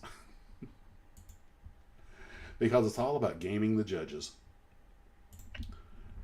But the thing I just wanted to get into tonight about all this is that I found all this very interesting, and I also think that the P-47 offers a lot of different ways to build your model that some airplanes you just don't. They hung everything on that airplane. It's kind of like the Sky Raider, a couple others. You can pretty much hang anything off of it. You could probably hang a torpedo off of it, and somebody think that that looks good. But from the kit building standpoint, the airplane offers an unusual amount of kit bashing or modification opportunity. There's, like I say, 22 versions of the airplane and countless loadouts. So, if you want to make a diorama that'll make them scratch their heads, have some P-47s with just racked out with drop tanks escorting your B-17. Yeah, I mean, that might not be a bad idea. Build a 1/32 scale P-47, hang every drop tank off of it can carry, and just label it what we should have done in Europe. And that'll start a discussion, because half the guy, most of the guys at these IPMS matches are all they're all amateur historians, and that'd be it. I could see it now on the local news. A fight broke out at the local IPMS meeting. But you still there, Steve? Steve? Yes. Oh, okay. So, the other thing, the thing we were going to mention is that most of us have boxes of leftover drop tanks and rockets and every kind of external store, because we rarely put them on the airplanes. Well, I shouldn't say rarely. A lot of us don't, especially fighter planes. Although we do seem to have a tendency to hang everything we can off of kit model helicopters. Every time you see an Apache or Cobra, it's carrying a full rack of weapons. Which, by the way, they often don't do. One of my FOs was a Apache pilot, flew in Kosovo, and he was saying they usually flew with minimal stores on board because they had some density altitude issues, and they actually had a couple of powered descents into terrain, so they were cutting the weapons and the fuel down. But a lot of people don't realize helicopters, even a big powerful helicopter, the Apache, it's also very heavy. And you get into some of this mountainous terrain with the muggy weather and everything, and they start handling like pigs. So don't be afraid to build your Apache with only 4 Hellfires hanging on it. Okay, what do we got? What's going on in the comment section? Let's see. It's just everybody talking about the kits that they're building, and a lot of comments about the jug, and He's talking about the paper drop tanks. Yes, there were paper drop tanks. In fact, Bill and Greg get into a lot of that about, and some apparently, correct me if I'm wrong here, Greg, but some of the crew chiefs were actually fabricating. I think it was more in the Pacific, but were actually fabricating drop tanks. And of course, we all know drop tanks were popular for making little midget race cars after the war. And we covered that on one of our live streams a while back. I just thought it was cool, little drop tank racers. And aluminium. Is it aluminum or aluminium? Apparently, I almost started a bar fight asking that question one time. Depends on what country you're in. Yeah. Well, according to the British, we say it wrong, but then according to them, we say everything wrong. But it's a bonnet, not a... what is the boots the trunk and the bonnet's the hood? Yep. Speaking of the British, I just saw a big flap about Eagle Moss. I know you built one of their what is it was the James Bond car? Yeah, I built the DB5. Yeah. Apparently Eagle Moss is putting out some Battlestar Galactica stuff, and everybody's upset because they thought they were going to put out these real nice, and they wound up putting these little gold things, and I thought Eagle Moss had gone out of business. So did I.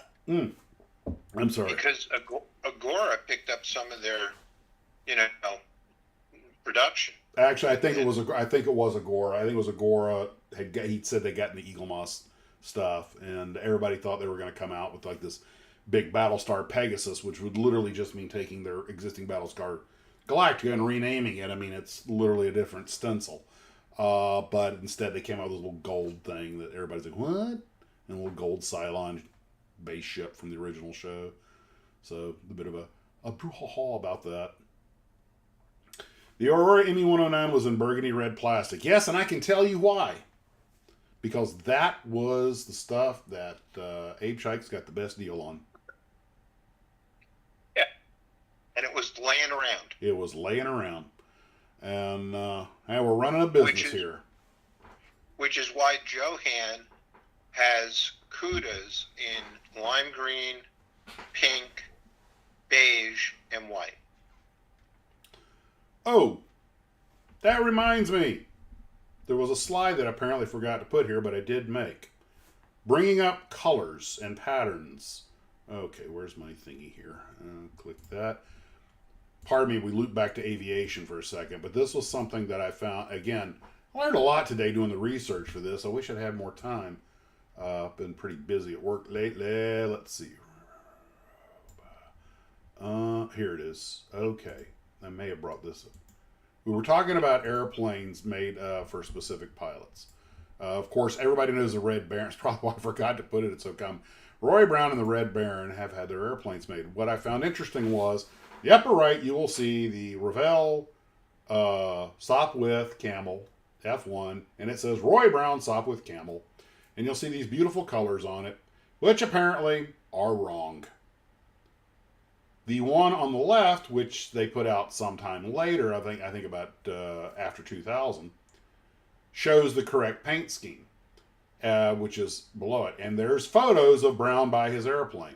Apparently, he did not have roundels on the side, although he did have the squadron leader. I think those are squadron leader markings. And I guess it had a red and white tail. I had never noticed that before. But again, with the invention of the internet and people getting more into research and everything, they've had to become more specific. So there's a classic example. A young kid like me would go through life with this misconception based on what a kit model company made. And probably no less important thing in the world for me to know, but it's just the kind of thing that rattles your little world. And I have no idea why Brown did not have roundels on the side of his plane. Maybe he had new fabric on it. Or maybe he just didn't want to put a bullseye on the side of his airplane. I do find it interesting that so many countries' insignia is basically a bullseye, and the other countries is basically a crosshair. It's like they're begging the other people to shoot at them. I'm like, Hit me with your best shot. yeah, really. I mean, come on, guys. How about a little dazzle pattern here? They put it on the ships. But I'll always love the movie The Great Waldo Pepper. Just because of the at the end when Waldo and Kessler are going at it with the triplane and the Sopwith, and the end you see Waldo flying away with his gear knocked half off. I was like, I don't know. I just love that movie. I love movies about the barnstorming era, Blaze of Noon, and all those others. And you see some really interesting airplanes in some of these things. The Flying Tigers, they use a multi-engine airplane that they only made one or two of, and I forget the name of it offhand. Weird looking thing with a biplane tail. And in Blaze of Noon, I forget if it's a Volt, and it's an Orion single-engine airliner thing that picks the girl up at the end. And you just sometimes it's just in the background, but you see all these cool airplanes. Like, was that a real airplane? And digging it up and everything. I'm like, why isn't there a model of this thing? This is so cool. And oh gosh, I which is ironic because the one thing the Flying Tigers did not have when they made the movie was some P-40s. I guess they were all out fighting the war. But as a kid, when I saw the movie, I didn't realize that all the P-40s were mock-ups, except for the archival footage. But models and stuff. I mean, it's how they made movies back then. I don't want to be too hard on them, but it was just. Let's see if I can find. Oops, airliner. God, now I look at it and go, oh my God, how was I fooled by that? There it is. There's the weird looking airplane. It's, let me get a copy image. Let me see if I can find a better picture. It's a Capellas XC12. Copy image. You guys Sounds like a blender.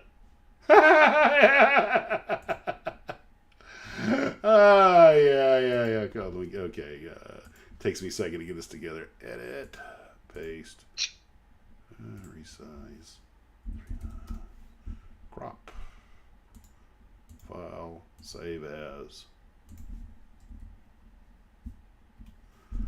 Okay, Capellas XC12. Now I bring that up here so you guys can see it.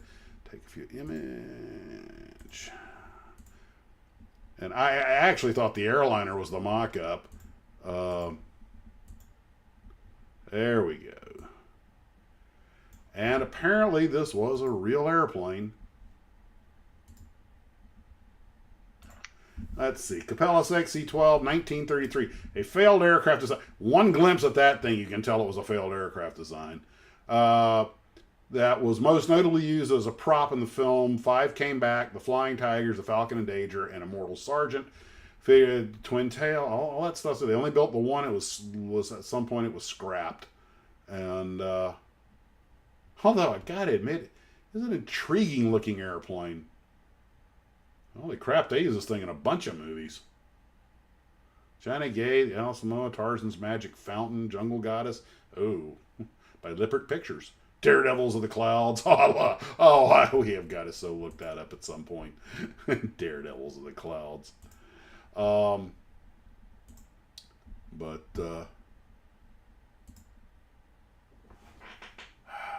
Okay, guys, there's your kit bash. All right. So that raises a question we always ask: did anybody ever make a kit of this thing? So where do we go? Where do we always go? We go to Scalemates. I know it's here somewhere. The question really isn't who, the question is why.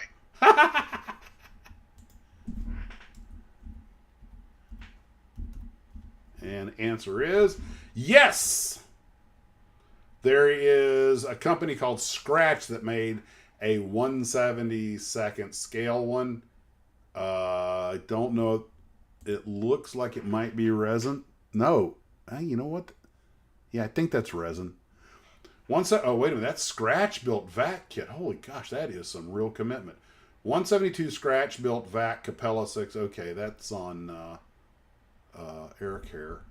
Wow. Okay, somebody was really serious about it. And what's this one? By Gabriel Stern. No, that's a Scratch. Nope, there's no kit. No, that's a Scratch build. So no one makes a kit of it. Oh, you know, so you can have your Flying Tigers diorama. Well, that airplane puts the B on butt ugly.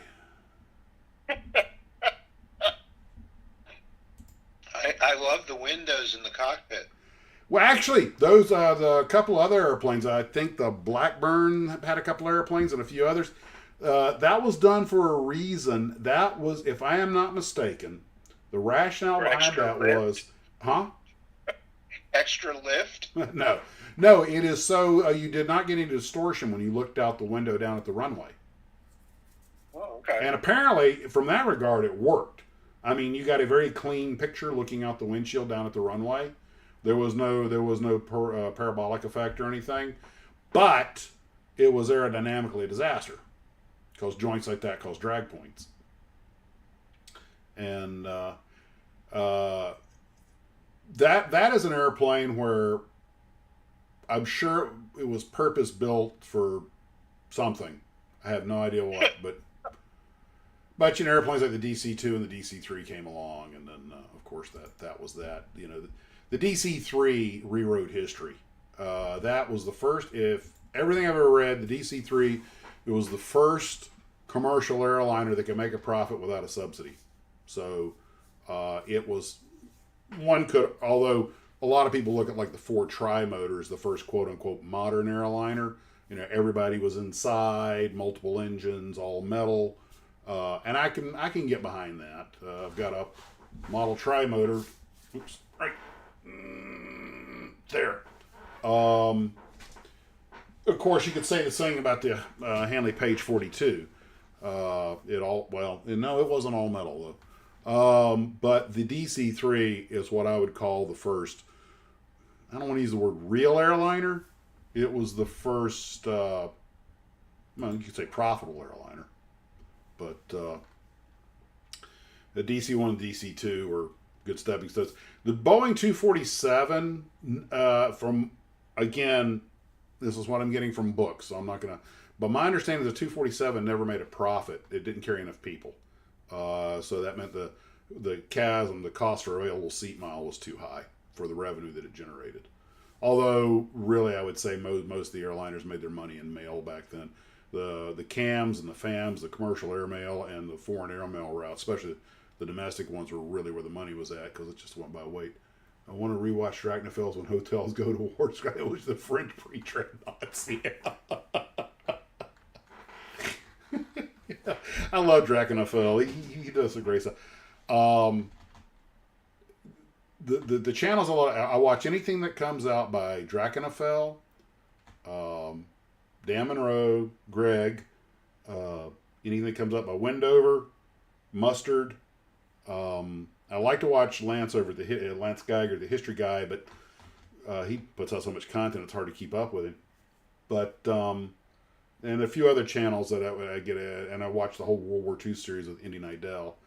But I also like the Chieftain's Hatch for armor, and you kind of find yourself with your favorite YouTube channel for a certain thing. Like when it comes to the technical aspects of aviation, Greg, he's done his homework. When he presents it, it's just boom. Here it is. I love it. It's right to the point. I love Drachnafel for ships. I like Indy Nidell for the whole World War II, World War I history thing. Mustard, and it does a real good job with his 3D animations, covering a lot of experimental stuff that never really went into production, like certain kinds of trains and aircraft and stuff. He did a great thing on the L-1011 and on the Concorde. In fact, Mustard does a lot of aircraft stuff. He did the things on the Convair 880 and 990. Got my kit right there from Atlantis. Thank you for that, Steve. That I'm going to get to. Not sure what paint scheme I'm going to put it in. And one question I've been getting a little bit lately, and I think people just ask because I'm a pilot, is about this company Boom that's working on the supersonic thing. Peter Killa says you should check out The Fat Electrician. It sounds like a porn movie. Oh, God. Okay, this is a family channel, but it does. Oh yeah, Ocean Liner Designs. Absolutely, Fran. I in fact, I just watched his new one he put out yesterday. I just subscribed to Ocean Liner Designs like a week ago. I do Ed Nash and Rex's Hangar. In fact, my Pilots and Prop Wash channel was going to be Max's Hangar, but it sounded too much like Rex's Hangar. But I'm so busy with this channel, I haven't put anything. The video I did about when general aviation was affordable on Pilots and Prop Wash got a lot of traffic. None of the other stuff did. I actually did a follow-on video, but there's only so many hours in the day, and I keep coming to these great ideas. Oh, this would make a great video for the Max's for Pilots and Prop Wash, but some of them are too sad to do, like the death of the small GA airport. It's kind of like the death of hobby shops. Most of us in aviation who are over, say, 40 years of age can probably remember when there were little grass fields with Veronica Champs and Cubs and stuff on them. But, the relentless march of time, everything's getting paved. Security is becoming a thing, which I guess that's just the reality of things. But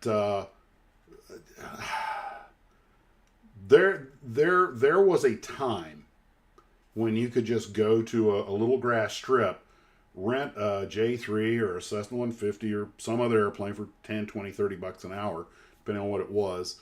There was no hassle. You didn't need a transponder or a radio. Now you've got to have the squitters and the MODES and all this other stuff. And owning a small plane, like just about anything else, is getting to be more and more expensive and more difficult. And I'm adjusting for dollars.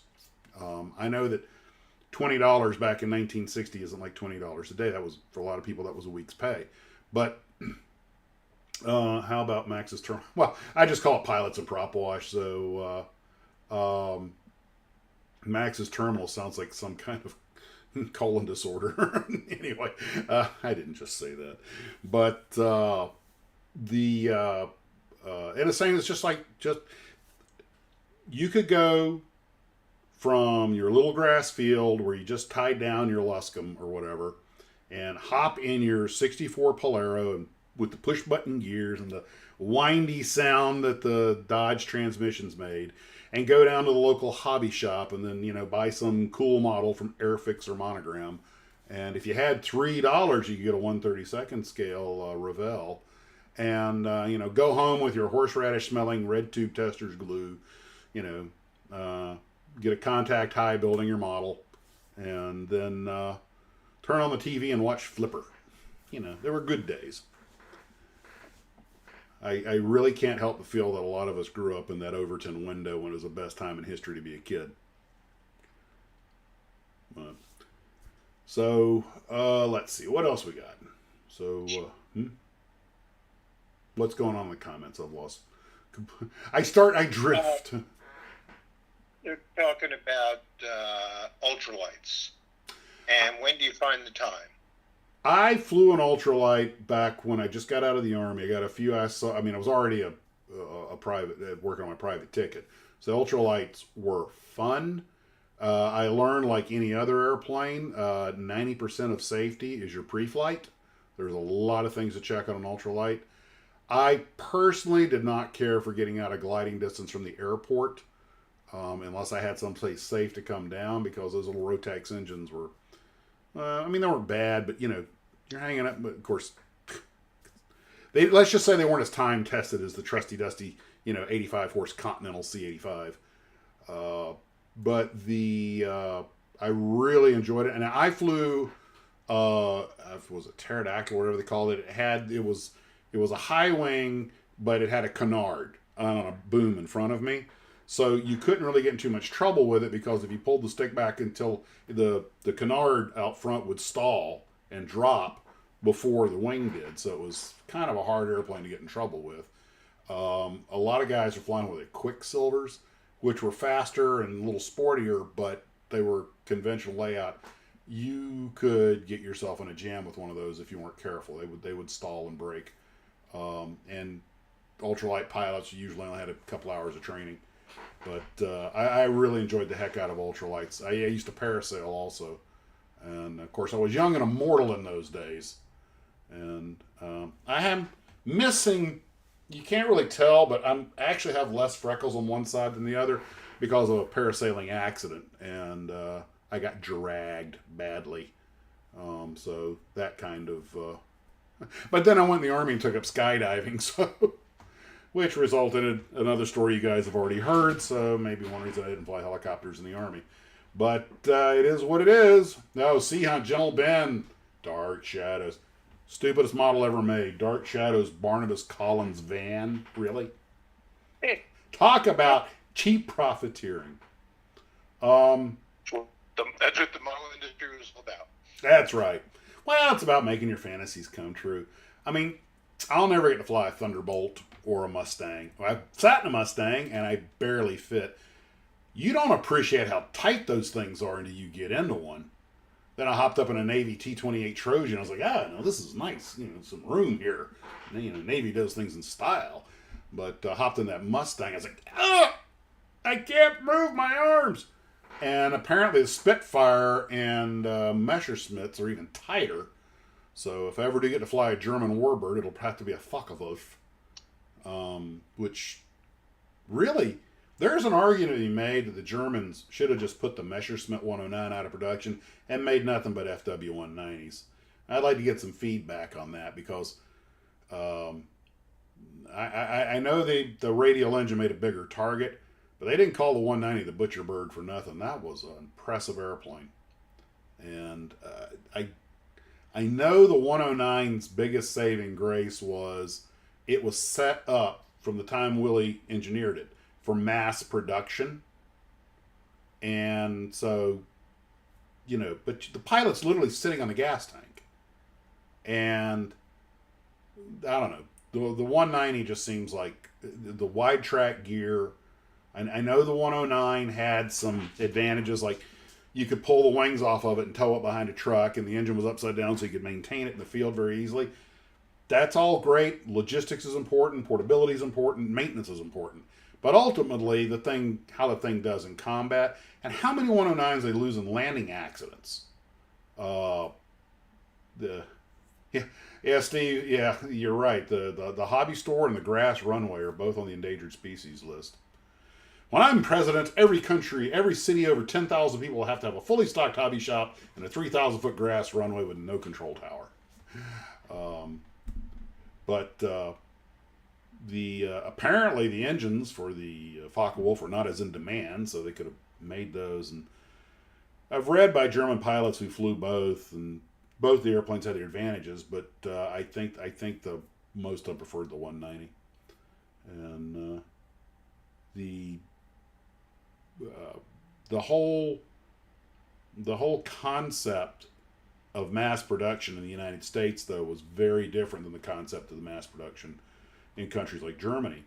And Albert Speer, their minister of armaments after the war, after he got out of prison and was writing his books, commented that he looked at the P-51 Mustang and he goes, "My God, you made these things the last 50 years." He could not believe and if you ever look, now of course I realize a lot of the Mustangs flying today are parts planes. They were built, very few of them were actually the whole airframe that came out of the factory. In fact, I was listening just today to a guy talking who has a Mustang talking about, he said it's a parts plane. He goes, most of them out here are. And that makes sense. But anyway, of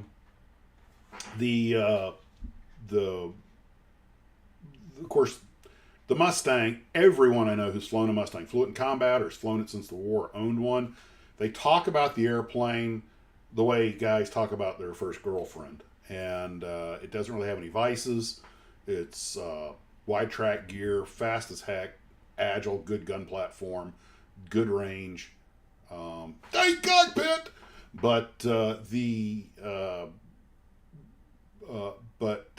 it was made with just Swiss watch perfection. Most American planes were. Well, I can't say that about some of Brewster's stuff, and I've heard some complaints about a few other companies that Vultee and a few others that people weren't real impressed with their construction techniques. But North American, the Grumman Iron Works, Republic,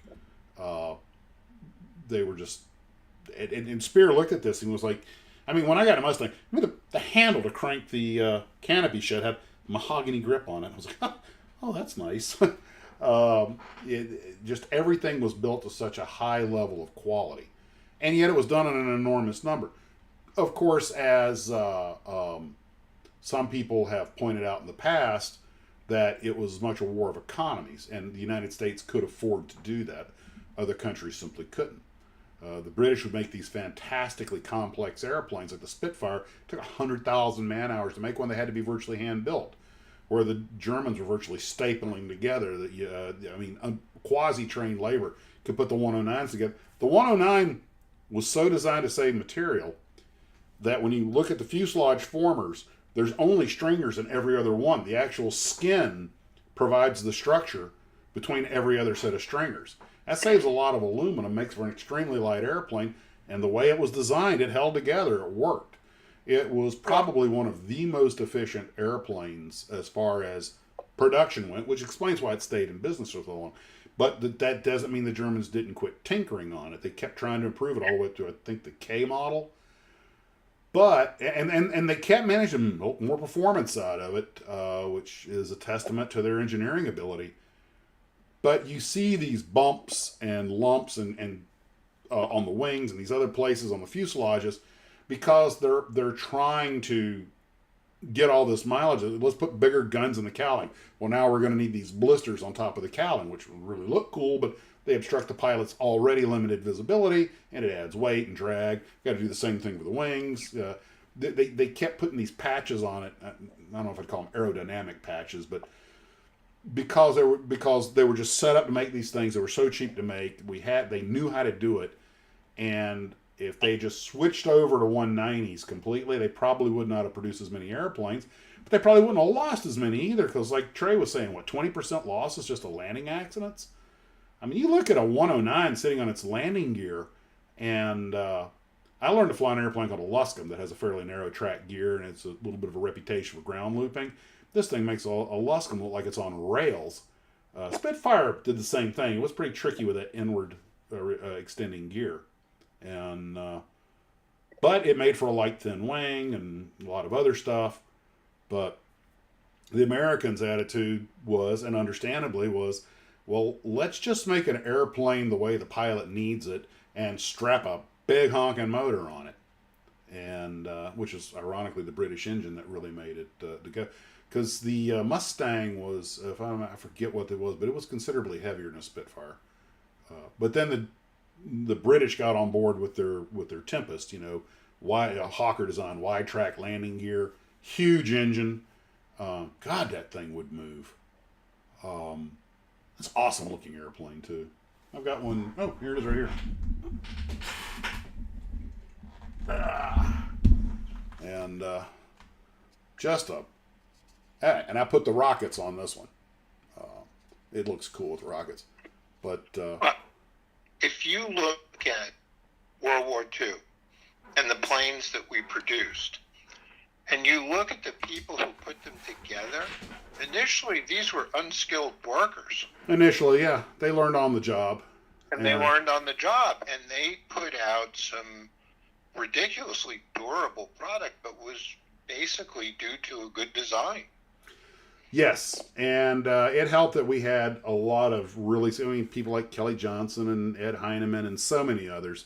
And, of course, we know the big names, the guys that were running the show, but there were so many talented people who were, there's too many of them for anyone to remember, so their names are kind of lost to history.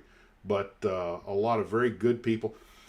One of the things is that you have to remember that these things are made all over the country. They have to get all the raw materials to them. The United States was blessed with almost everything we needed here, except I think bauxite, which is made for making aluminum. But there was a great deal of it. I believe we're getting a lot of it from Jamaica, so it didn't have to go that far. And it was the industrial capacity, the brain trust, the labor force. There were so many factors that came together. We weren't using slave labor. The Germans, and for that matter, the Japanese, made so many mistakes other than just starting the war. But the industrial capacity, the ability to produce petroleum, the ability to get things over. The chieftain often talks about why we made the Sherman tank the way we made it. People complain about it being, didn't have enough armor. Nothing was going to stop an 88 millimeter direct fire weapon. A tank that has enough armor to stop one of those big German guns would sink into the ground. But we had to be able to get this thing onto Liberty ships. Cranes could only pick up 30 tons, so the tank can't weigh more than 30 tons. There you go. That's your limit. And a lot of things like that. Some of the fighters were experimenting with huge tanks just to ferry them over. But I think most of them wound up coming over on ship. Oh, no, some of them did ferry over. I'm not really sure how they decided, which plane. Obviously bombers with the range and transport planes could ferry over. I'm not exactly sure how they decided, this batch of fighters will fly over and this batch of fighters will go over on a ship. But I'm sure, and probably availability of transport had a lot to do with that. But the Russians flew there. The fighters that we gave to the Russians, they picked them up in Alaska and they flew them back to Russia. God knows how many of those guys ended up in the water. Hopefully none of them, but just getting your assets over there. The fact that the United States not only was on the winning team in World War II, but that it had to get all of its logistics across two big oceans. The oceans are a double-edged sword. They give you a great deal of insulation from your enemy. Obviously, no one's driving a Panzer across the Atlantic, but at the same time, that means you got to get your stuff over. The Germans put their tanks on trains so they could be virtually unlimited in their size. But then they could also build 3 Mark IV Panzers or 2 Panthers for every Tiger they made. So, I think that's Ken. Let me merge him in here. A little late. Yeah. Hello, Kenneth. Ken? Hey. Ken. Hey. Hey, guys. Ken made it. I made it. So, We had a mess on the boat we had to clean up. did you get seasick? No, actually, while we were out there, we were up in the cockpit, and it started pouring down. I was doing some stuff to the boat. And unbeknownst to us, we forgot that we had left the forward hatch open for ventilation, and the front cabin just got absolutely soaked. I mean, water pooled all over the place, and it just took a while to clean it up. Gravity and water, that's prone to happen. Oh well. So we are discussing at the moment, as usual, we veered off of models into militaria, no shock there. And that's no surprise. the American military war machine, speaking of which, I read the book, The Secret, in fact, you guys probably remember I did a video on it, The Secret Horsepower Race of World War II, which was a real eye-opener. The engines, we think of engines like the Packard Merlin, which is a great engine, but we think of it as, it's the pinnacle of piston and technology. They'd worked out all the bugs. No, they really hadn't. You realize that by the time we went over to jets, all the engines, the big radials with the power return turbines and the big liquid cooled engines, the Merlins, all that stuff, the Griffons, they still had plenty of bugs. They were never completely debugged before the jets eventually just took over. And I understand they really couldn't be because the metallurgy had not really caught up to some of the designs. If you made one of those engines today with modern technology, modern metal and ceramics technology, you could probably make a quote unquote perfect airplane engine. And no, you need not look further than the world auto industry. And let's get right down to it. Modern car engines border on infallible. Do you think that's fair? Border on the what? Infallible. I mean, they're almost perfect. Well, they've certainly made themselves low maintenance. Well, that's what I'm getting at. You keep the oil in the thing, and there's basically, as long as you keep oil in it, it'll run forever. And airplane piston technology never got to that level before it was supplanted by turbines. And now the turbine engines are about like that. I mean, you still have problems from time to time. But generally speaking, when was the last... Well, hold on. I better back off of that before I curse myself. Generally speaking, modern jet engines are extremely reliable. I'll stop there before I anger the travel gods. Because the V1 cut is something I'd like to do only in simulators. Yeah, that would have a lot of pucker factor if you had to do that for real. Hold on. This is to James Dodson. My older brother used to get his models from this place called Carnes in Quincy, Florida. Later, my big sister would take me to Little Folk Store in Tallahassee where I got my models. Where to now?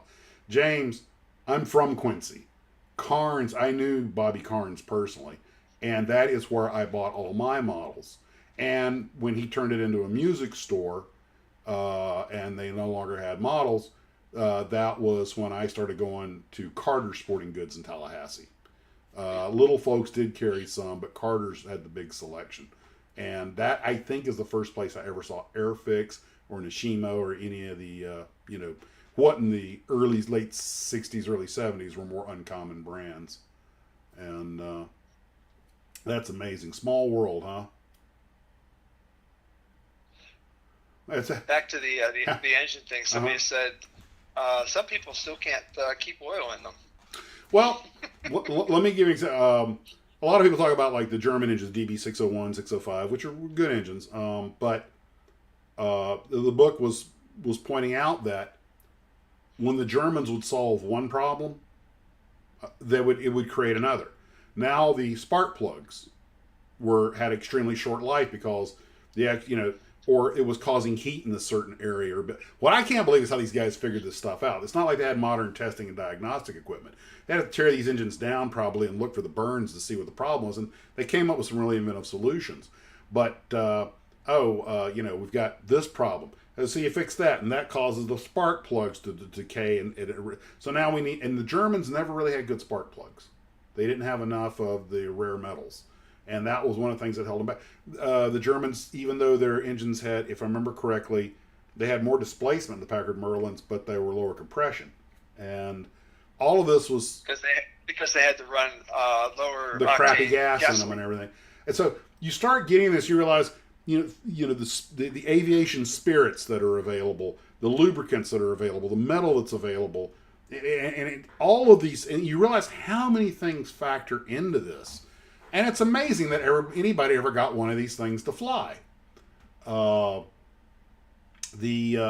what you start to appreciate is how complex it all is. It's easy for us chairborne commandos to go, well, why didn't they just do this? And trust me, there's a reason. Now, there were times that bad decisions were made. One of the chief criticisms that I've heard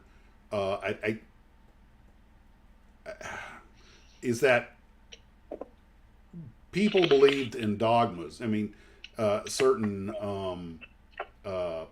theories. Air War was new. You got to remember when the Second World War started, we've been flying airplanes less than 4 decades.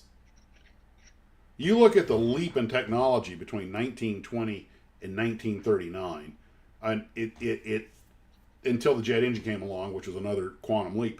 It's just phenomenal. We went from fixed geared, fixed prop, open cockpit, braced biplanes to sleek monoplanes.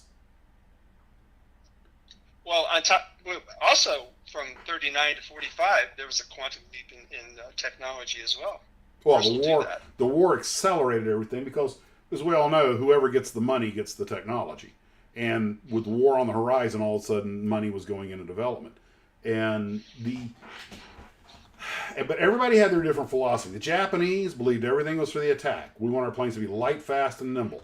So they made the Zero, an outstanding airplane, but as we all know, it had its weaknesses. I was surprised the Spitfire apparently did not do that well against the Zero. Of course, there's another thing to consider. Every nation, every military has its own set of tactics. And you can have the better equipment, but if you don't employ it correctly, you can wind up coming out behind. Early in the war, the British were real big on the Vic. They always flew in these little tight 3 airplane groups. Well, the only guy scanning for the enemy was the leader because everybody else had to watch the other guy's wingtips so they didn't run into him. Whereas the Germans flew the Air Force still uses it today. I think they call it the Fingertip 4. The Germans called it the Schwarm, but it's basically, 4 airplanes out there, 2 elements of 2, but they're spread out enough that they don't have to worry about running into each other, so everybody can look for the enemy. And they all turn at the same time and change position, whereas the British would make this long, slow turn with the Vic to keep everybody in position. The outside guy had to go faster, the inside guy had to slow up, and everybody's, focusing on flying in formation. Eventually, I think everybody had kind of adopted the German way. The Japanese had the diamond formation. But everybody had their way of doing things, and some services were very good about adapting quickly. Hey, this doesn't work, let's do something else. And some people were stuck in their doctrines. And I hate to think about how many people paid with their lives because somebody who got promoted above their ability was too doctrinaire. And that's... How about that admiral who's in charge of the torpedoes? Man, don't even get started on that. We'll be here for 2 hours. Read the book. Was it Iron Men and 10 Fish? About the torpedo debacle. And how many submariners, the tonnage we could have sunk, and I don't even want to think about how many crews were probably lost because of this. We had some of the worst torpedoes of the war. Once they got the bugs worked out of them, and I think that admiral was actually killed in a plane crash. Karma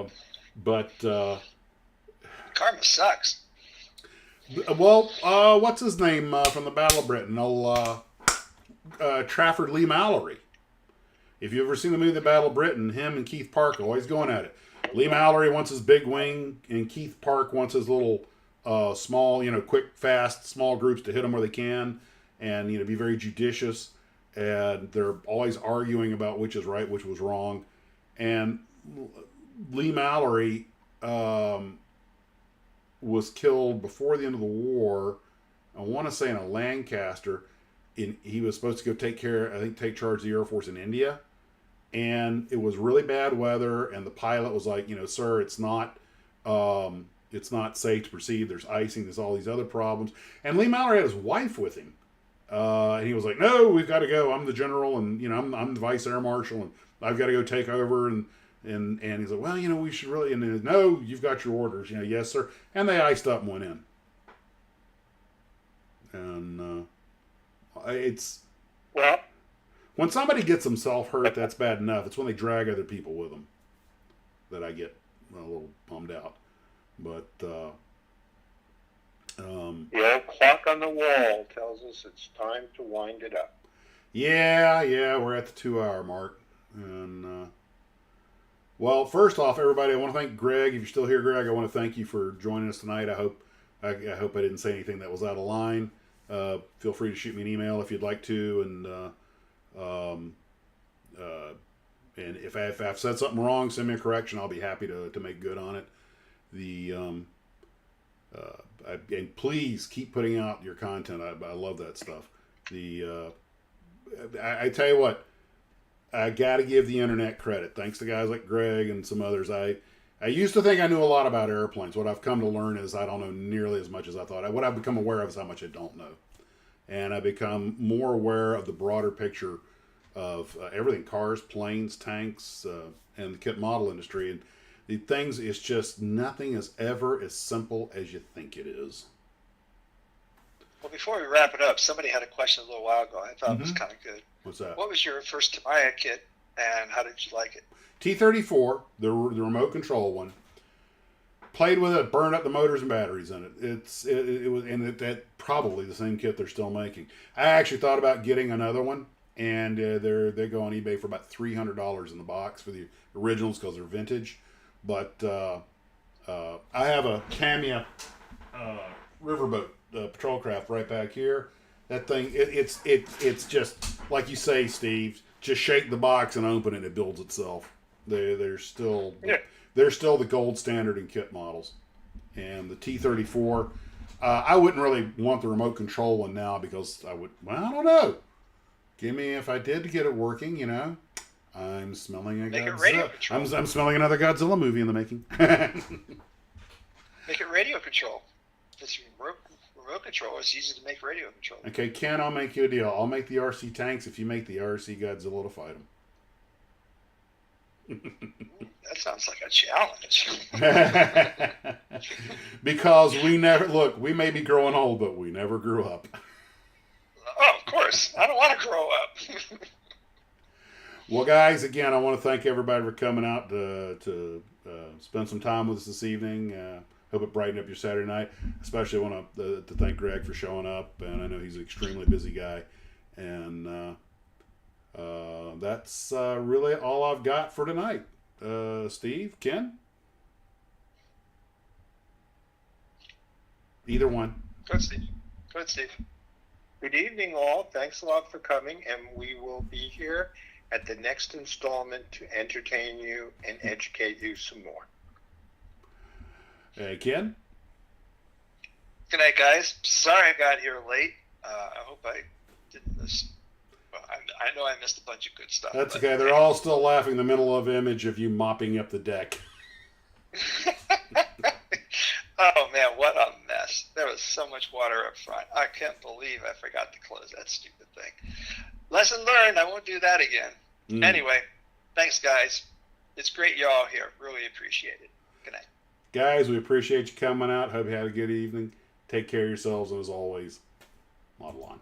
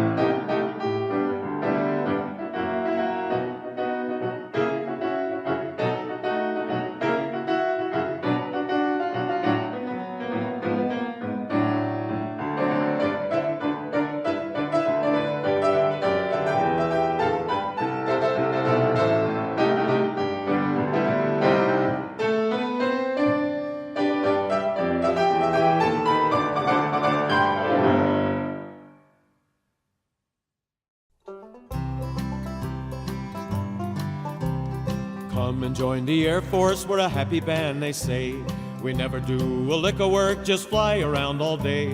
While others work or study hard and soon grow old and blind, we take the air without a care, and you will never mind. You'll never mind. You'll never mind. You'll never mind. You'll never mind. Come and join the Air Force and you will never mind. Promotions come upon you as fast as you desire. You're riding on a gravy train when you're an Air Force flyer. Just when you're about to be a general, you will find the engine coughs, the wings fall off, but you will never mind. You'll never mind. You'll never mind. You'll never mind. You'll never mind. Come and join the Air Force and you will never mind. One day you'll loop and spinner, and with an awful tear, you'll find yourself without your wings, but you will never care.